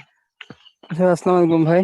আচ্ছা ভাই, ফ্রিজিং মোমেন্ট ফটোগ্রাফির জন্য আমার ক্যামেরা সেটআপ কি হওয়া উচিত? মানে ফ্রিজিং মোমেন্ট বলতে সেটা থান্ডারস্টর্ম হতে পারে, অথবা কেউ যখন পুকুরে বা বিভিন্ন নদীতে ঝাঁপ মারে তখন সেই মোমেন্টটা ক্যাপচার করার জন্য, অথবা যখন বাচ্চারা বালু নিয়ে খেলা করে, অথবা সেটা হোলিও হতে পারে, এই ধরনের মোমেন্ট গুলো ক্যাপচার করার জন্য আমার ক্যামেরা সেটআপ কি হওয়া উচিত? ওকে, এই anything that is action related, আপনার অ্যাকশনের ছবি তুলতে যাবেন, সবচেয়ে ইম্পর্টেন্ট হলো গিয়ে শাটার স্পিড। বিকজ আপনি অ্যাকশনের ছবি তোলা মানে হলো কি অ্যাকশনটাকে ফ্রিজ করতে চাচ্ছেন, ফ্রিজ করতে গেলে আপনার কি লাগবে, শাটার স্পিড লাগবে। এটা হলো গিয়ে the basic thing. So you need to keep your shutter speed very high. There is a rule of thumb এখানে একটা আছে, যে আপনি যেই ফোকাল লেন্থের লেন্স ইউজ করছেন, let's say you are using 50 millimetres, 50 millimetres যদি আপনি লেন্স ইউজ করেন, তাহলে আপনার শাটার স্পিড মিনিমাম হওয়া উচিত 1/100 এর উপরে। So what is the math here? আপনার ফোকাল লেন্থের দ্বিগুণ আপনার শাটার স্পিড হওয়া লাগবে। এটা একটা বিশ্বাস আছে, মানে this is not written in stone, এটা এমন কিছু না যে এটাই ফলো করতে হবে, বাট ইট ইজ হেল্পফুল। আমি প্রেফার করি যে আমার শাটার স্পিড ওর থেকে আর একটু বেশি রাখা। If I want to capture a freezing, if I want two fridge a moment, আমি আমার শাটার স্পিড ওয়েল ওভার 250 রাখার চেষ্টা করি। এখন ওয়েল ওভার 250 রাখার জন্য কিন্তু আপনার আইএসও এবং অ্যাপারচারও ব্যালেন্স করতে হবে, তাই না? সো আপনার যদি camera, if your camera allows it, আপনি একটু হাই আইএসও চলে যান। Rather than being in 200, 400, you can go to 800, 1600। এখনকার camera you can also go to let's say 3200। সমস্যা নেই, you will get clean picture. Sensor গুলো আজকাল অনেক ভালো। অ্যান্ড থার্ড যে জিনিসটা, সেটা হলো অ্যাপারচার। লেটস সে আপনি এখন ফ্রিজিং মোমেন্ট তুলতে চাচ্ছেন। ফ্রিজিং মোমেন্ট এমন হতে পারে যে অনেক দূরে, অথবা ফ্রিজিং মোমেন্ট যেটা আপনার কাছে অনেক কাছে। মুভমেন্টের স্পিডটা কিরকম, এটার উপরে আপনার লেন্সের ফোকাসিং স্পিডটা অনেক ম্যাটার করবে। সো এরপরে চলে আসলে lens. It is great if you have a prime lens which is let's say 1.8 aperture. 1.8 aperture থাকলে যে আপনি 1.8 এই তুলবেন তা কিন্তু না। আপনি 1.8 অ্যাপারচার লেন্সে আপনি f2.8 এ তুলবেন, সো দ্যাট আপনার একটু স্পেস থাকে। ইউজুয়ালি আপনার লেন্সের অ্যাপারচার যেটা থাকে তার থেকে একটু বাড়ায় তুললে you get the most amount of sharpness. So আপনি 2.8 এ তুলবেন। 2.8 এ যদি আপনি ছবি তুলেন, তাহলে দেখা যাবে যে আপনার পিছনে একটা সেপারেশনও পাচ্ছেন, আপনার সাবজেক্টও শার্প আছে। If you do not have a prime lens, and if you are taking pictures with let's say kit lens এ আপনি যদি জুম করেন, তাহলে দেখা যাবে যে আপনার অ্যাপারচার কিন্তু 5.6 এ চলে যাচ্ছে। 5.6 এ ইফ ইউ থিঙ্ক যে আপনি পিছনে অতটা ব্যাকগ্রাউন্ড ব্লার পাচ্ছেন না, বা আপনি যেই ফ্রিজিং মোমেন্টটা নিতে যাচ্ছেন সেটার জন্য পিছনে ব্যাকগ্রাউন্ড ব্লার হওয়া অতটা ইম্পর্টেন্ট নাই, তাহলে আমি অ্যাডভাইস করবো যে আপনি অ্যাপারচার আরেকটু বাড়ান, গো টু f8। এই অ্যাপারচারটা বাড়ায় নিলে কি হয়, বাড়ায় নিলে আপনার ফোকাসিং যেই এরিয়াটা সেটা বেড়ে যায়। So more things stay in focus. আপনার ফ্রিজিং যে সাবজেক্টটা, সেটা যদি সামনে থেকে একটু দূরেও সরে যায়, দেখা যাবে তাও আপনার সাবজেক্টে ফোকাস আছে, মানে which becomes more difficult when you're taking pictures with a large aperture lens, because 1.8 এ কি হয়, আমি যদি নাকে ফোকাস করি, আমি যদি একটু সরে যাই, I will become out of focus. So এই জিনিসগুলোর ব্যালেন্সটা করা is very important. ওকে, আচ্ছা ভাই, ধন্যবাদ। ভাই একটা প্রশ্ন ছিল। শিওর। ওই আপনি যেটা বললেন, একটা ডাবলের যেটা আপনার অ্যাপারচার এবং ফোকাস, আপনার অ্যাপারচার এবং শাটার স্পিডের, এটা বুঝি নাই আসলে এক্স্যাক্টলি কি বলছিলেন। সাবজেক্ট ফ্রিজ করার জন্য ভাইয়া, যে একটা শাটার স্পিডের আপনার অ্যাপারচারের একটা রিলেশন বলছিলেন, ডাবল অ্যাপারচার না, ওটা অ্যাকচুয়ালি লেন্সের ফোকাল লেন্থ এবং শাটার স্পিডের একটা রিলেশনের ব্যাপারে বলছিলাম। সো এটা একটা রুল অফ থাম্ব বলা হয়, যখন আমরা বেসিক ফটোগ্রাফি শিখাই তখন আমরা এই জিনিসটা অ্যাডভাইস করি যে আপনার লেন্সের ফোকাল লেন্থ, আপনি যেই ফোকাল লেন্থের ছবি তুলছেন, ওই ফোকাল লেন্থের থেকে আপনার শাটার স্পিডটা যেন ডাবল থাকে। সো আমি যে এক্সাম্পলটা দিয়েছিলাম, আপনি যদি 50 mm লেন্সের কিন্তু ফোকাল লেন্থ, রাইট? তার মানে আমার লেন্সটা 50 mm পর্যন্ত জুম করছে। সো 50 mm ফোকাল লেন্থের ডাবলে আমি আমার শাটার স্পিড রাখবো। সো 50 mm ফোকাল লেন্থের ইকুয়াল হলো গিয়ে 1/50 শাটার স্পিড। আমরা সেটাকে 1/100 রাখবো মিনিমাম, যখন আমরা 50 mm লেন্সটা ইউজ করছি। লেটস সে আপনি একটা 200 mm লেন্স ইউজ করছেন। 200 mm লেন্স ইউজ করার সময় it is wise, rule of thumb wise, যে আপনি আপনার শাটার স্পিডটা 1/400 এর বেশি রাখবেন, বুঝতে পেরেছেন? সো ধরেন আপনি একটা আপনার যে লেন্সটার কথা আপনি একটু আগে মেনশন করলেন, সেখানে আপনি 18-120 কথা বলেছেন। সো 18-120 লেন্স যখন আপনি ইউজ করছেন, তার মানে কি আপনি শাটার স্পিড সবসময় 240 উপরে রাখবেন? সেটা কিন্তু না। আপনি যেই ফোকাল লেন্থে ছবি তুলছেন, লেটস সে আপনি যখন জুম করছেন, আপনার তো ওখানে একটা মেজারিং স্কেল আছে লেন্সের উপরে, রাইট? সো আপনি যখন জুম করছেন, আপনি দেখলেন যে আপনি 35 এর আশেপাশে আছেন। সো আপনি যে ছবিটা তুলছেন সেটা 35 ফোকাল লেন্থে তুলছেন। আপনার তখন শাটার স্পিডটা অ্যাট লিস্ট 70-র উপরে রাখতে হবে। 70-র উপরে, 70 তো স্পেসিফিক্যালি কোনো শাটার স্পিড না। সো 70-র উপরে আমরা কি করবো? 1/100 রাখার চেষ্টা করবো। বুঝতে পেরেছেন? জি জি ভাই। It's just a rule of থাম। এটা এমন না যে এটাই সবসময় ফলো করতে হবে। দেয়ার আর টাইমস যখন you need to let your shutter speed very very low, because light পাওয়া যাচ্ছে না। তখন আমাদের একটু ট্রাইপডের হেল্প নিতে হবে বা হাতটাকে স্টেডি রাখতে হবে। বাট ইন জেনারেল আমরা চেষ্টা করব যে at least twice the focal length থাকার। জি ভাই, বুঝতে পারছি, ধন্যবাদ ভাই। Your welcome. আর কোনো questions? Thank you so much ভাইয়া। আমি আই থিঙ্ক আপনার উপর আরো বেশি প্রেশার হয়ে যাচ্ছে। থ্যাংক ইউ সো মাচ ভাইয়া, আমাদেরকে এত সময় দেওয়ার জন্য। আমরা আসলে 1 ঘন্টার কথা বলে আপনি আমাদেরকে 2 ঘন্টা সময় দিয়ে দিয়েছেন। অনেক অনেক ধন্যবাদ। নো আশা প্রবলেম করি এট অল। ভাইয়া ভবিষ্যতে আপনার কাছ থেকে এরকম হেল্প পেয়ে যাবো। আমরা যদি কোনো পোর্টফোলিও বানাতে চাই, সেক্ষেত্রে আপনার কাছ থেকে ইন্টার্নশিপের সুযোগ যদি আমরা পেতে পারি, তাহলে এটা আরো ভালো হয়। সেই সুযোগটা অবশ্যই যদি ভাইয়া, পাওয়া যায়। আমাদের সবসময় একটা মানে ইন্টার্নশিপ অপরচুনিটি আছে। আমরা আমাদের সাথে এখনই অ্যাকচুয়ালি 2জন ইন্টার্ন কাজ করছে। দেখা যায় যে আমরা 3জনের বেশি ইন্টার্ন এট এ টাইম নিতে পারি না। So there is still scope. Please, if you think that you want to work with us, আমাদেরকে জাস্ট পেজে আপনার পোর্টফোলিও এবং আপনার সিভিটা একটু মেইল করে দিবেন, and we will definitely call you. Thank you so much ভাই। You're welcome. So Bushra, formally end the workshop. অনেক ধন্যবাদ তানভীর ভাইয়াকে। আসলে অনেক ইনফরমেটিভ একটা ওয়ার্কশপ ছিল এবং আমাদের অনেক কোয়েশ্চেনের আনসারও ভাইয়া খুব ভালোভাবে দিয়েছে। আমাদের চুয়েট পিএস এর পক্ষ থেকে ভাইয়াকে আবারও অনেক ধন্যবাদ এত সময় দেওয়ার জন্য। সবাইকে ধন্যবাদ। আপনাদেরকেও অনেক অনেক ধন্যবাদ এই এত সুন্দর করে এই ওয়ার্কশপটা অর্গানাইজ করার জন্য, অ্যান্ড বুশরাকে for her amazing hosting. So আমি জাস্ট এইটুকুই বলে শেষ করতে চাই যে ওয়ার্কশপের শেষ বলে যে আমি আর আপনাদেরকে হেল্প করতে পারবো না তা না। I love sharing my knowledge. So আমি আপনাদেরকে এনকারেজ করবো যে if you have any question যেটা আমরা ওয়ার্কশপে ডিসকাস করতে পারিনি, আমাকে যদি if you want you can mail me. আমাদের পেজে জাস্ট একটা ইনবক্স করলেই হবে, বা আমার ইনস্টাগ্রাম বা এগুলো social media, if you have any questions you can ask me and I will try my best to answer them and help you with your photography career. I hope that আপনারা সবাই অনেক ভালো করবেন. I hope that you end up being very good professional photographers. If you like weddings, then maybe in weddings. If you like other genres, anything you need help with, we are there.